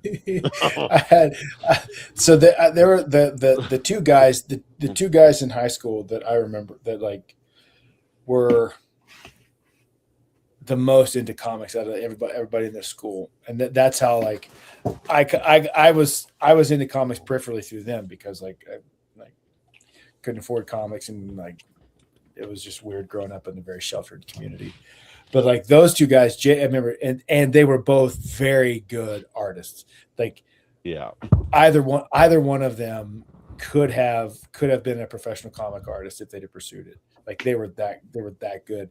And I remember them specifically when Rob Liefeld went to Image, and some of his character in Image is like, this guy couldn't draw a hand to save his soul. They used to make fun of it, like the way he would do the hands, because he would always like find a way to like pose the hands to like take the shape of the hand away. This image is infamous, but my God. What the? No. Let me explain this to you, AC. This is one of the wealthiest comic artists of all time. All time. I didn't say best. I just said wealthiest. But you know what I have to give him to this day, he's still doing comics. Most of those other guys are not. That's kind of, I think, like what that says to me is that he's a guy who just really loves comics, and that's kind of give him that. He does. We can't give him anything on anatomy, but dude, this is like making me dizzy or something. It's like messing with my brain or no. If like look, I'll show you other stuff. Like, gotta look at the hands too. His hands are. But I remember when that specific. You could tighten that up a little bit. It wouldn't be my buddy Brian Seals. Brian Seals and JD Akers, man. I don't know what happened to those guys, but those two guys were so good, and like they were my gateway into comics. Mm-hmm. And so I have a lot very fond memories and a lot of respect for those two guys, but like they dogged him so hard because they were doing stuff in their sketchbooks in high school that was better than anything that he had done. Oh Lord, I forgot. I thought some of these were fake. They were so bad. Hold on. Oh my goodness. We found a treasure trove, boys. Let's go. Totally AI. It's totally AI. Yeah. No, that proportion was. You got to give it to it. That was human art. That was human slop. It wasn't fake. AI would never make it look like that. It was just a little too. Let me see if I could share this. This is pronounced. You might say. I think human slop is literally going to become a term. Oh my goodness. Oh, sorry. Oh, human mistake. Oh, what do we got? See, this is not as bad. Actually, not. As that's bad. more stylized. He's like a rock looking dude. So, yeah. It's not going to give me a headache. You know what I mean? The last one was like starting Captain America looks weird because he's supposed to be a dude. Yeah. It's supposed to be and a human. Like also because his chest is facing the camera and also his back. Oh, I don't really know. You ever seen those, streamer girls? They're able to pose both ways. Oh my goodness, Kahuna, you need to text me. He's just real flexible. Text me that Captain America. I need Captain- to make it live action with AI, and then Oh no. I need to do it. I need to see the nightmare fuel. What happens with this? What do you guys think? Do you think it's gonna like do the disproportionate? I'm gonna tell it to be extremely true to the original art, but be live action. What's funny, I bet it still fixes it. I think Well, so. It still has to I fix wonder it. if it'll look Yeah, like I bet it padding will. or something, like an Yeah. inflated costume. You know what I mean? Like it gets confused with it's like armor or something. The costume only looks right from like one direction, like from one perspective. Any other one, it looks boned. Mhm. Oh right, Lord, dude. Where is it? Is it in the main deck? I'm also noticing something about his style. All of his characters have pouches everywhere. I think that was to hide that he couldn't draw muscles properly. But like all of his characters, like even ones that don't normally have it, it's like, we're the X-Men. Why do you have pouches on your biceps and your forearms? Look, Wolverine smokes. He keeps the cigars in the pouches. Okay, Obviously, yeah. obviously. Yeah. Oh, I absolutely love. so- By the way, I love the title to the video. Kahuna discovers crocodile tongues and takes us on a wild ride. He finds some crocodile tongues. Let's go. No, Kahuna, where's that image? I'm dying over here. Okay, hold on. Let me I find. wanna Let me see see if the I can find a nightmare decent fuel, one. dude. It's horrible. We gotta give the people what they want. They never asked for it, but they want it. They need it. I'll post it on the Discord. Hold on. Okay. Oh, I forgot I put Swole Barney on there. Swole Barney. Yeah. Oh my goodness. There we go. I posted it. It's on the main deal. Got it. Okay, this is Oh. gonna be, dude. It's giving me a headache again, instantly, dude. Instant headache. It does when I hurt to look at. It hurts to look at it. Yeah, dude. It hurts.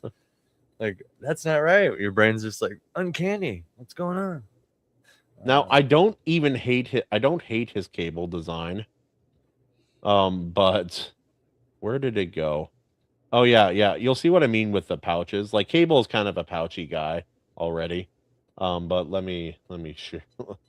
You'll see what I mean. But he did this to a lot of characters. Like some things you don't even know what they are. They're just objects all over the body. Like here, this is Liefeld's Cable. Well, we can zoom in here a little bit, but oh wait, wrong thing. Here, click. But like, look, like the way he frames his comics, like this is cool. It's like characters where they are. Like he created the modern Marvel thing before it was cool. But also, like, look at all these pouches. Like, what the fruit am I looking at? What is this X thing? What is it? It's around his neck. That's fair. Yeah. Cable's pretty interesting. Maybe it's a gas mask or something. He also he would throw a fit because he became a millionaire from his comic art when he was 23 years old. Insane. A child, basically. That's pretty insane. Yeah. That's like your average Japanese art student. No, except they're not that wealthy. It's like they might make Exactly, money, yeah. but they have to draw explicit content. Yeah, that's how they make money over there. It's like the equivalent of American females and OnlyFans, which I feel like is going down. I feel like that actually is developing a little bit more of a stigma. The stigma that it deserves. I think that's possibly true. I do worry for anyone who has a daughter, not because I suspect my friends' daughters are of a bad persuasion, but can you imagine being a young woman now and like always having that magic button, at least theoretically, in your back pocket?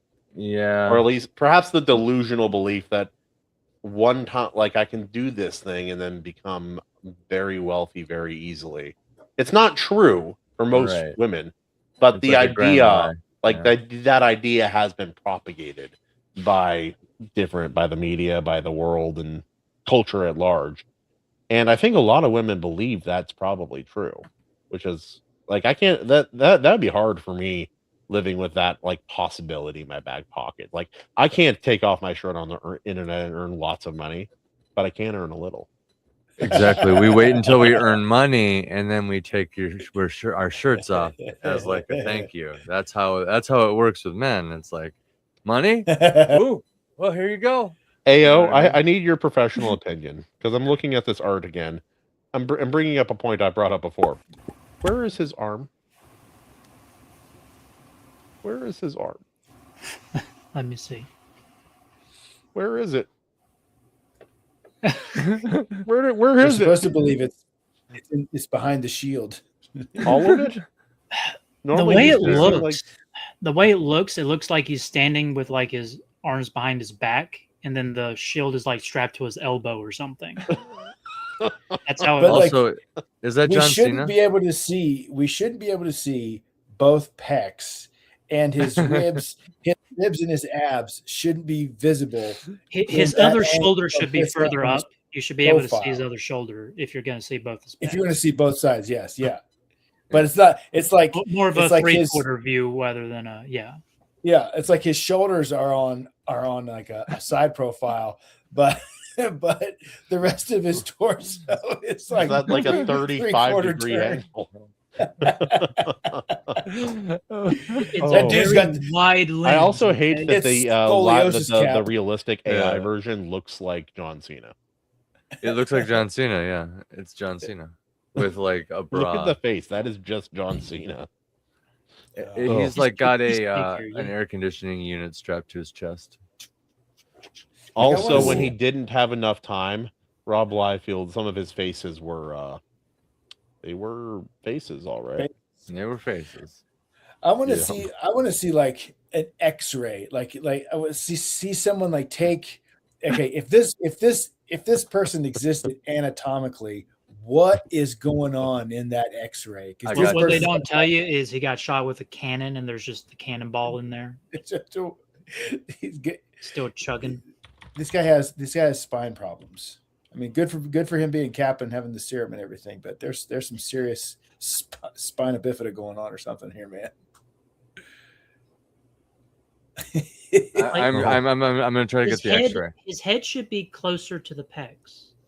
Yeah. His head should be more in the middle of. Why can I You see should- the back of his shoulder and both of his pecs? Yeah, you should at least be able to see the left trap, like forward. Maybe not the whole like deltoid, but at least maybe the he's like left sloth. trap. He's just a little deformed. Oh man, yeah. That's what I was saying. Like, dude's got to have some scoliosis or something going on. That spine is bummed out. It ain't healthy, I'll tell you that. Scoliosis. Oh, it moderated it. Ah, look, Yay. we have doesn't look too perspective. bad. Like the face is a little, but he's more monstrous anyway. Look at his leg. Look at this leg. What's happening with this leg? Yeah. Why does the leg curve this way?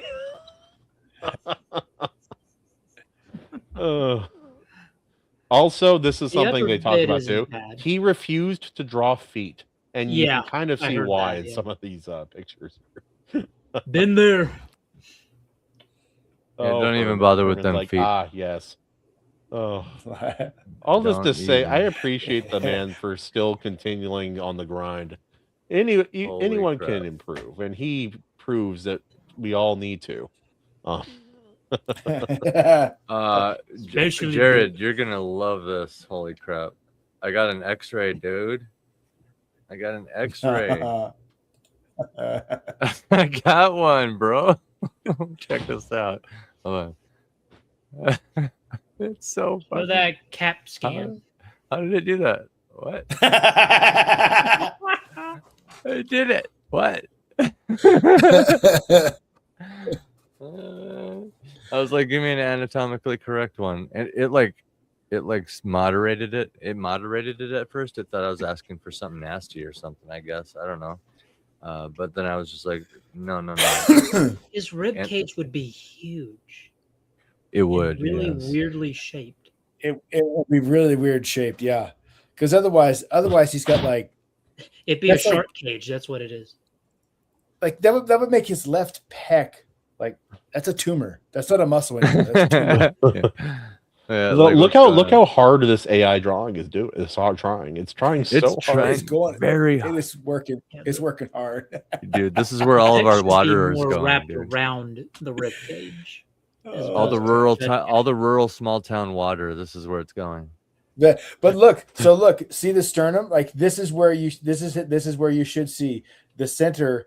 Like if you were going to see both sides, the left, his left pec should be right there on that sternum at that angle.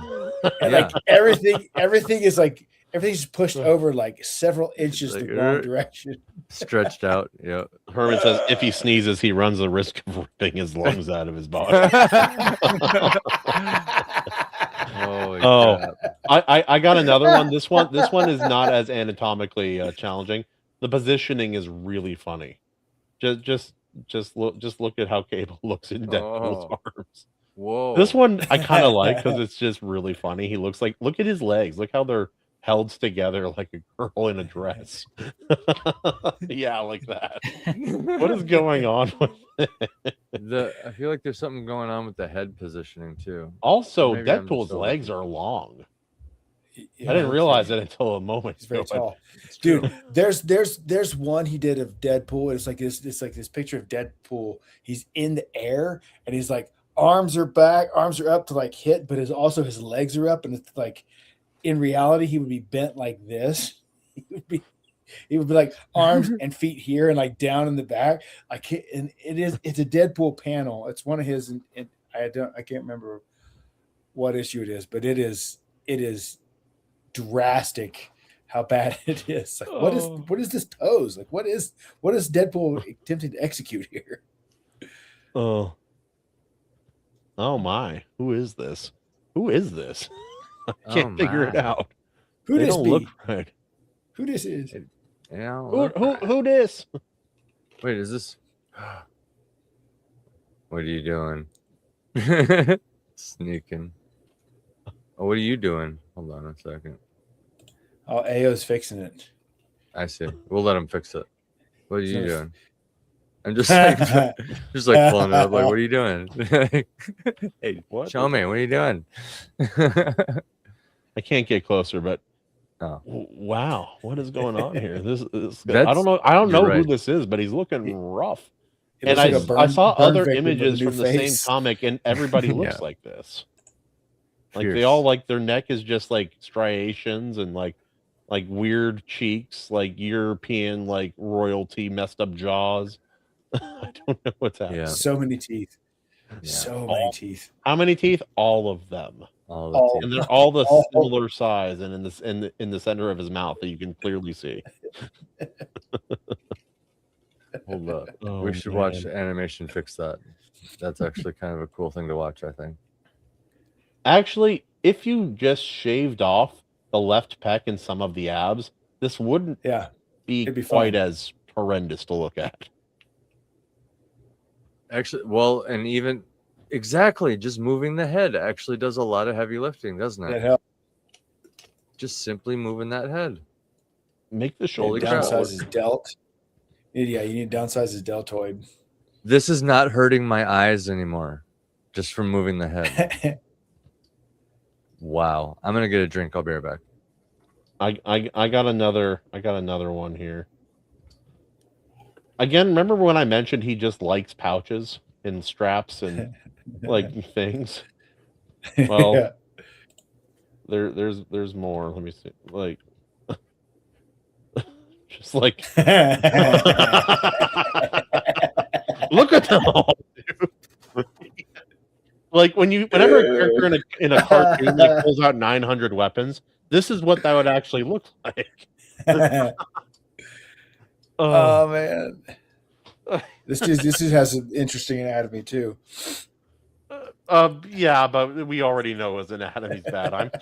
I've just suddenly become very hyper focused on how many bullshit, like all the crap on all of his characters. Look at it all. What is dude. that like? That's like 4 or 5 like thigh pouches. Like on his there's right two leg. handles here. There's 2 blades here facing a different direction. There's a sheath with no weapon here. Can you zoom in on that? What was that? You zoom in on that, make it bigger.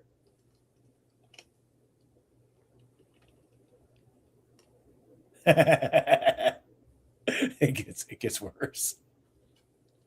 The closer you get, the worse. You're right, dude. Look at the like. Where's his head? Why is his hair shaped like this? Is it just the helmet? Why are there goggles? Why does he have goggles up here? Look at the ammo. Why, like, all this ammo is different sized? Does he even have a gun though? Like I No. see a sword. Yes, There's no gun.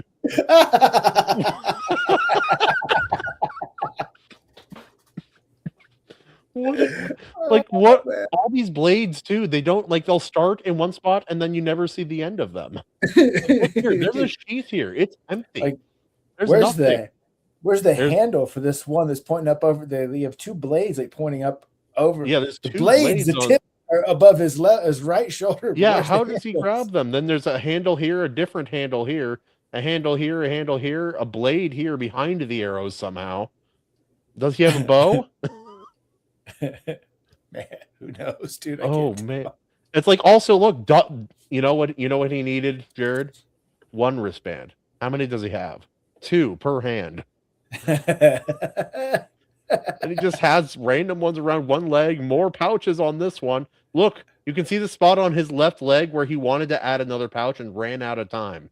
Yeah. Dude, I'm dying. This. I haven't actually spent Oh, that man. much time looking at his art before. This is killing me, dude. This is killing. Yeah, this is the stuff that my 2 buddies, they'd go off about. They would just be foaming at the mouth, like, Oh, yeah. how did you do this?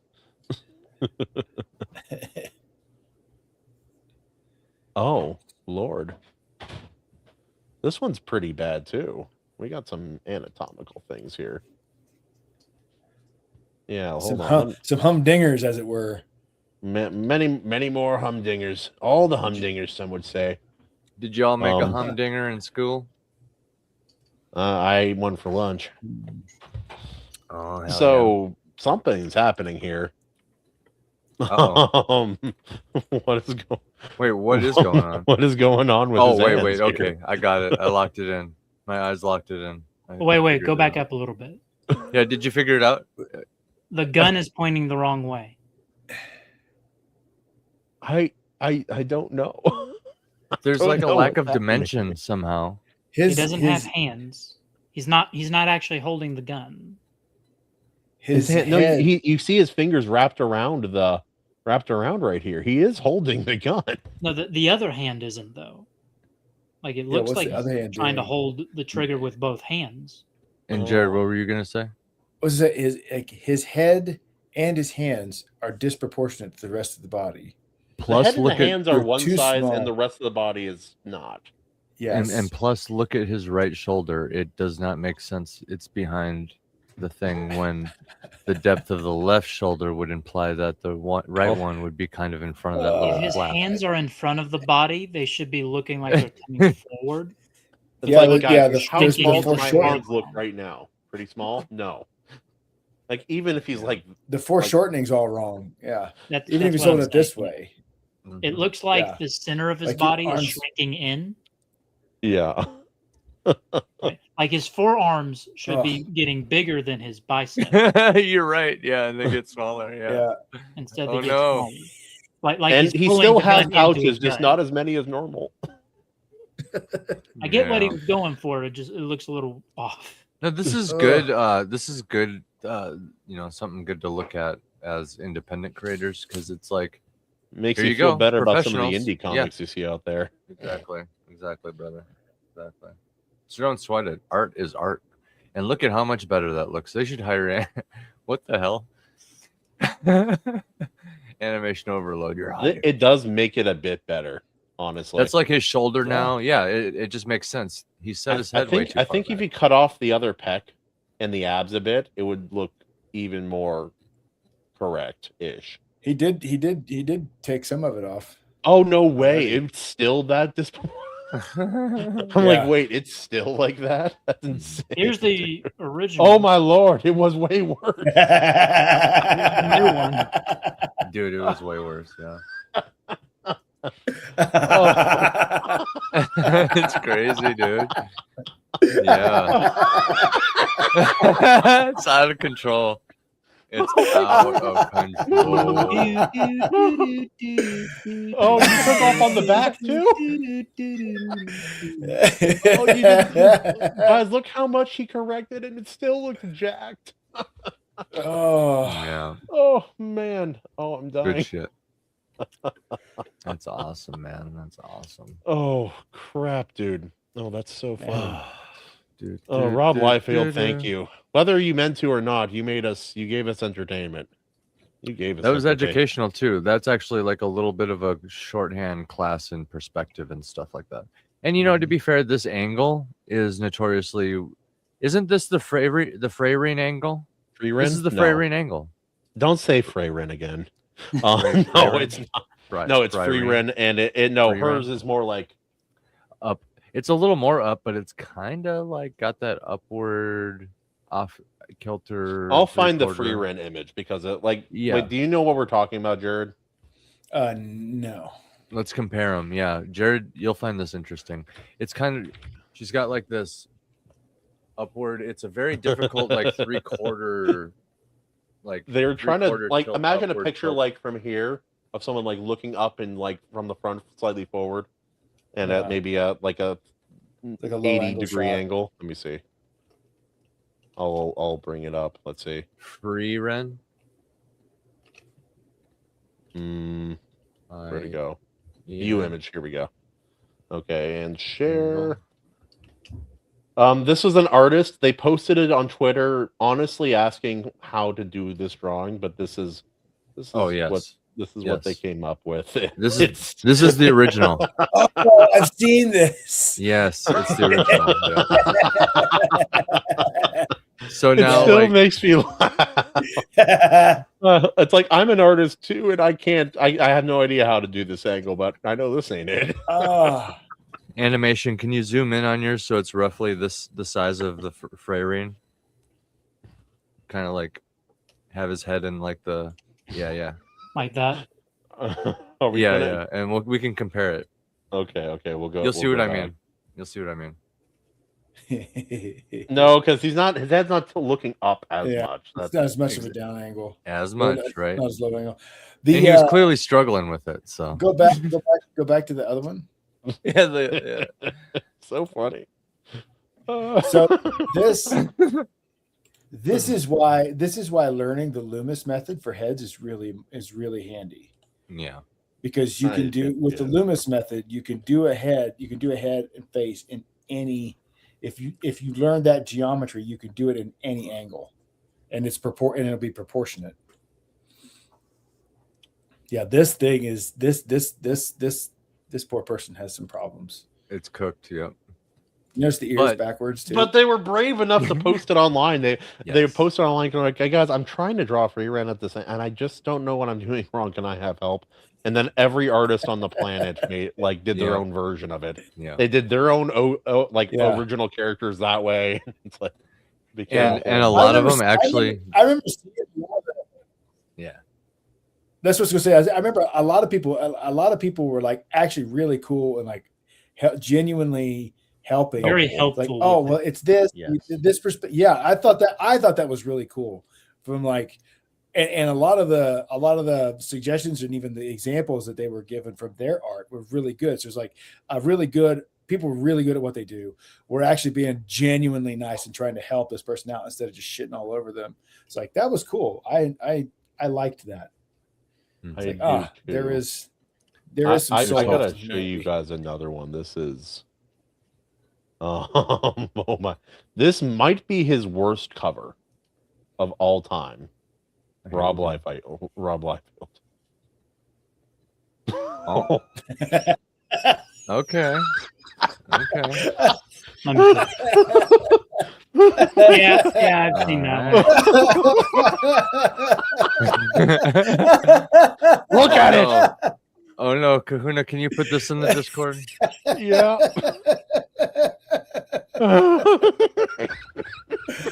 Oh, I have never seen that until right now. Oh my lord. Help me. Oh, I'm dying to. Oh. Oh man. It gets worse the longer you look, and it looks really bad. Dude, yeah. Ugh. Wolverine Oh, no. caveman. No, no, Was this done with MS Paint? What was this? no. This had to be this has to be Oh. digital. This has to be digital. Is this real? Zoom in Is a this little really Yes. a Rob Liefeld cover? Yes. It is real. Yes, it was Real? an official Marvel cover. Someone signed off on that. Ghost I Rider imagine he was Wolverine. given Weapons commands of to draw cover, and he had to get it done. No. Guys, remember, Oh. Nightmare Cave Wolverine can't hurt you. Oh, wait, maybe. He can. Oh, it moderated the content. Gosh darn it. No. Oh, Grok did. Yeah. Oh. Yeah. No, that you know what that Moderates means, it. AC. It means that image is copyright protected. That's why you can't put it filter it through AI. No, it thinks that it's bloody scratches or something, man. Come on. Oh yeah. Look at these scratches. That's how Come on. Just it's tell meant it to be it's blood charcoal. That's all splatter you gotta do. from the claws, I guess. I don't know. No, you're probably right. It's like copyright protected. What's going on with the nipples, dude? Dude, look at the belly button. It's huge. Look at it. Our nipples are just there, and then. Oh. AO, your professional opinion. How do you fix this image? Do you see this and then just give up? I like the Do it triangles again. and the claws. Oh, look at the claws. Look up.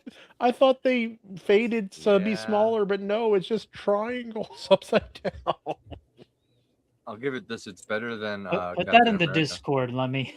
I did. It's I in the did. Discord. It's in the main cabin. Oh. You know, I'm the more art of his I look at, the more I respect him for still being in the game after this. Yeah. Oh, it's not doing it. I give up. I'm not gonna burn any more time on it. Oh It's man. not worth it. But I thought just it really was wanted to fake. see that. I wanted to see that mug in live action. I wanted to see that face as a live action face. Okay. I think they switched it. They changed it later for a different release. This is the image they released later. So let. All right. Let's look at this thing. This is the image they did later. Okay. That's a lot better. Yeah. It's a Oh, lot that's- nice. The claws are a little. Now, did I'll say Liefeld it's- do that one or? That's I wouldn't freaking necess- awesome. I don't know Well- who did this one. I don't think it was him. Wild guess. It's a lot safer. I Yeah. would say it's a safer Wolverine.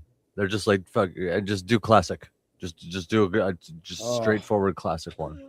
But like it If looks I good. had to guess, he was under immense time pressure.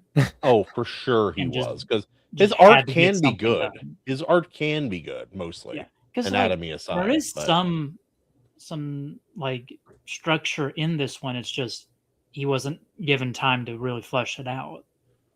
Yeah. Yo, that face though. Let me Oof. take a look here. Woof. You know, honestly, I see where he's going. Is this post Logan? Was the idea of Logan? Did that already exist? Because like the X like shaped tufts. You know what I mean? You got those tufts. He's like not wearing any armor because he literally doesn't need any. It's on his bones and he regenerates. So shirtless Wolverine actually makes way more sense than Oh my. a lot of things. You know what I'm saying? I don't need no armor. Same with like the Hulk, right? Isn't his skin is like just so tough? It's like bulletproof. Pretty much, yeah. Yeah, and the angrier he gets, the tougher it gets. Pretty crazy. It's a good power. Probably a good power to have. Like, just the angrier I am. It won't let me zoom in more, but. Okay. Choices were made here. Wow. The first, Wow. like, I mean, the legs are obviously too Yeah, that's what long. caught my eye.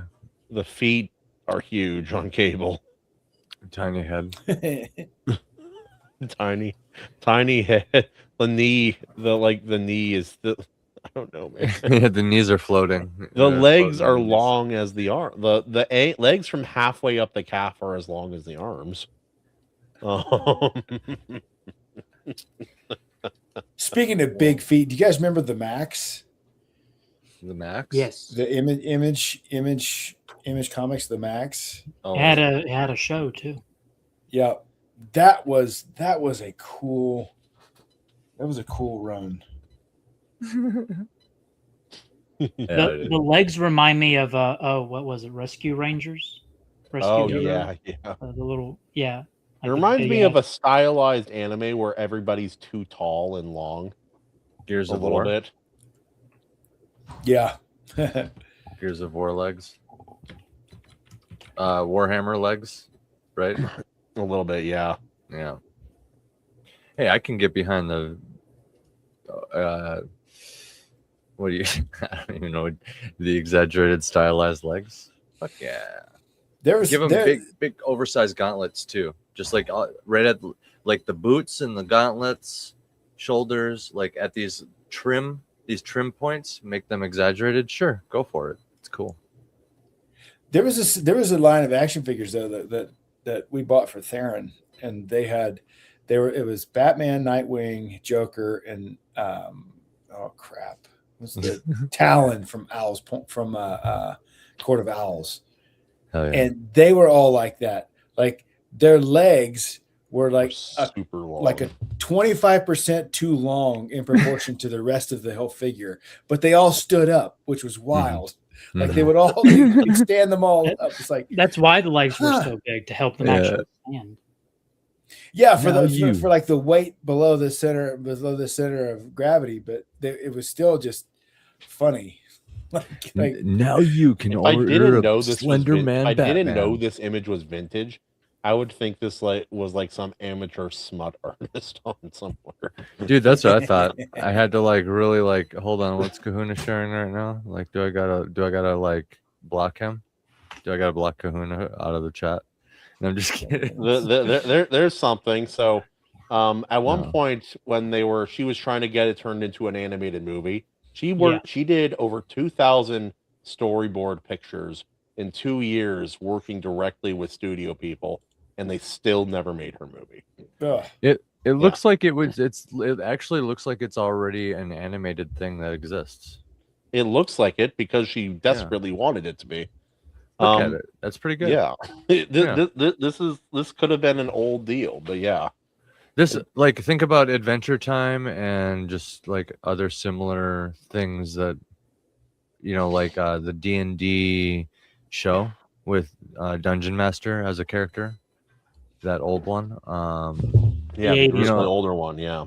He-Man, all these. Thundercats. Yeah. It kind of looks like it would be right up there, like at the top of all those. It had that potential.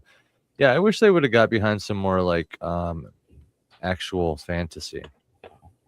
80s was the golden years for that, I think. Until Lord of the Rings. It was just cool. There were even if things weren't good, they were still cool in the 80s. That's the thing. Right. And it's like at one point when she had spent 2 years living somewhere else, and he was running the comic company, and she wasn't even drawing for the comic actively at that time either. They started having marriage problems, and you know what they did? They stopped everything else and they fixed the marriage, and then they got back to it. Based. Hold on, yeah, it's what everybody should do when they're that famous, and nobody does. Based. There we go. There's the based. Yeah. But hold on, let's see what animation's doing, and then what do you guys think about wrapping it after that? I think it's already better. Yeah. Yeah. Look at that. What the heck? Dude, animation's the man. Why does he look a little bit like Pickle from Baki? Baki? Oh man. Oh yeah, Jared. Whenever you talk about your martial arts stuff and jujitsu stuff, it reminds me of Baki. It's like, yeah, we finally ran out of people in the town to challenge and all bring to the gym. So anyway, we revived Miyoto Musashi so that he could come train with us. Something that actually happens in Baki.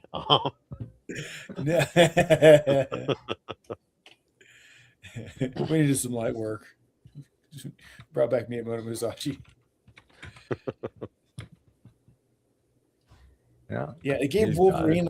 It gave Wolverine like a primate face with eyes, with oversized eyes. He's like more wild or something. Yeah. Which works for Beast Man? Is that the guy or He-Man. Grizzly Man? Beastmaster, that was it. One of them, the blue guy, right? Oh, Beast. Yeah, just Beast. Yeah. I was thinking of something else. Yeah. Actually, you say that though. He does look like Beast Man from He-Man. Yeah, a little bit. Like that face, man. I don't know why, but when obviously whenever you're doing something artistically like this, like you're doing some level of distortion of the human form because it's not obviously not photorealistic. Some things are altered to, like, everything's altered to a point, but how far do you go? And why is it when some people alter anatomy like drastically, it offends me, and why is it doesn't bother me when another artist does it? Because we're giving all this crap to Liefeld, but like, here, I'll show you. Sorry, Rob. I'm sorry, Rob. Sorry, man. Love you, man. You've made because like, dude, he's killing like it. This is no less ridiculous. Oh, this is Baki art from the anime. I think it's even worse than the manga. It's out of control, dude.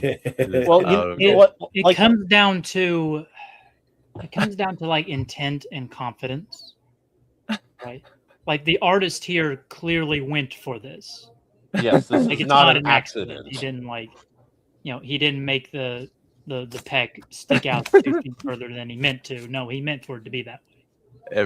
Also, panel. to be clear for Jared and Nacy who are not familiar with Baki, this is a literal caveman who was frozen in ice, trying to eat a T-Rex that they revived so they could fight.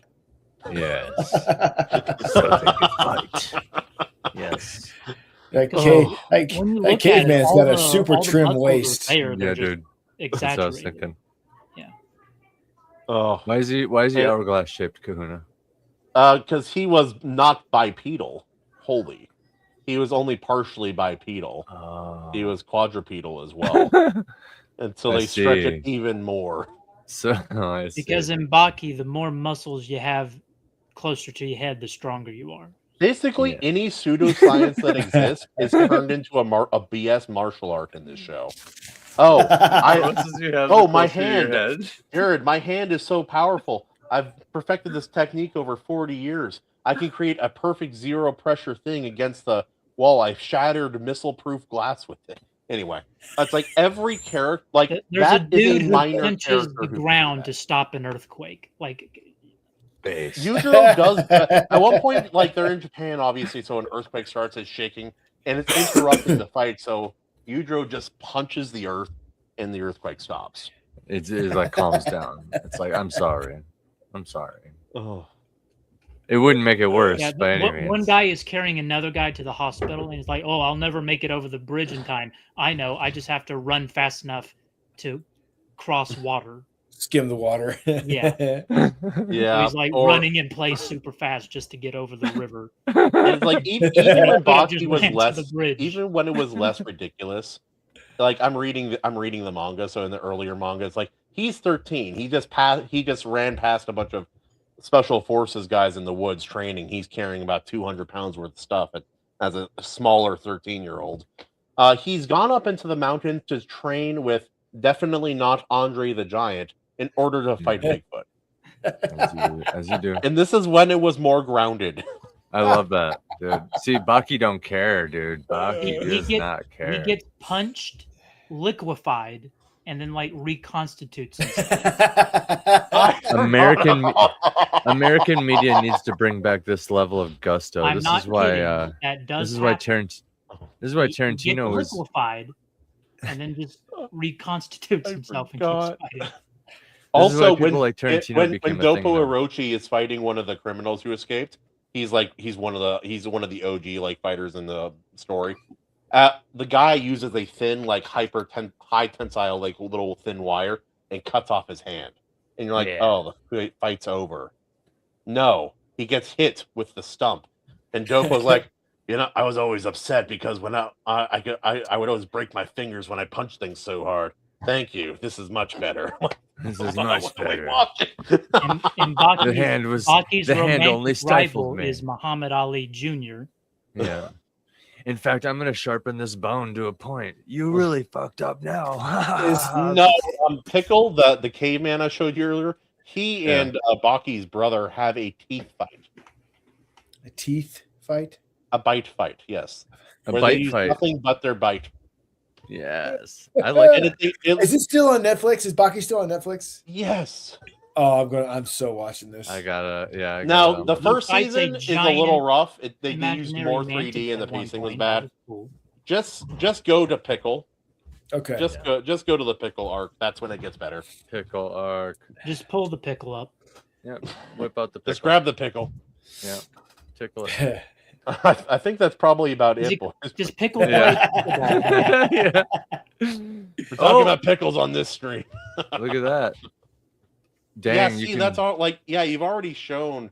Yeah, you made the shoulders a little smaller, the face a little more shaped. You even kept the ugly caveman face. Which yeah, is fine. this is stylistic. Yeah. But Yeah. look at the claws. Look at the claws. Yeah, that's what it should look like. Yes. Like yes. they're 3-dimensional. They're kind of Yeah. curving. Yeah. Instead of Like whatever that. That's what was. makes me think this was like a rush job that he ran out of time to finish. Like you 'Cause can those are see just he triangles. clearly like has the pose down. He has the idea for what he's wanting. This Yeah. could be like you meant. This could have been a rough draft, and it obviously isn't the finished one. That's fair. Yeah. That is fair. Dang Oh, animation. man. Good job. Education. Yeah, you fixed it, buddy. I've been love. Also, the weirdest thing about Baki, I love reading it. It's this ridiculous, but it's fun to read. I don't know. It's not. It's kind of formulaic, truth be told. It's just out there. But once you see the formula, it's obviously there. But it doesn't matter. It's still fun to read, Nice. art and all. Oh, Well, I gotta pop off, fellas. I gotta get Same. kids to bed. absolutely. Say hi to the little buddy for me. Also, I accidentally purchased some extra slam dunk volumes. If I get enough of them, I'll give them to you so you and your boys could read them. Nice. Nice. It's wholesome, and it's maybe the best sports manga ever written. Nice. Awesome, man. Next to Rooster Fighter. Yeah. That, oddly enough, Rooster Fighter's not appropriate for children. Imagine that. What was Hey, Not that? if you're not with Right, that it's a attitude. fight, right? Yeah. Anyway, Yeah. have a good Have a one, good- guys. Yep. See you Have a good guys. night, man. Sure. Peace out, hombre. Kahuna, take us out. All right, ladies and gentlemen, thank you for joining us aboard the Iron Seas. I'll see you next Tuesday at 6:30 PST, where we once again will discuss Harry Potter. Yes. We Part will one watch of two. and discuss Harry Potter and the Half-Blood Prince, and I look forward to seeing you there. Thank you as always.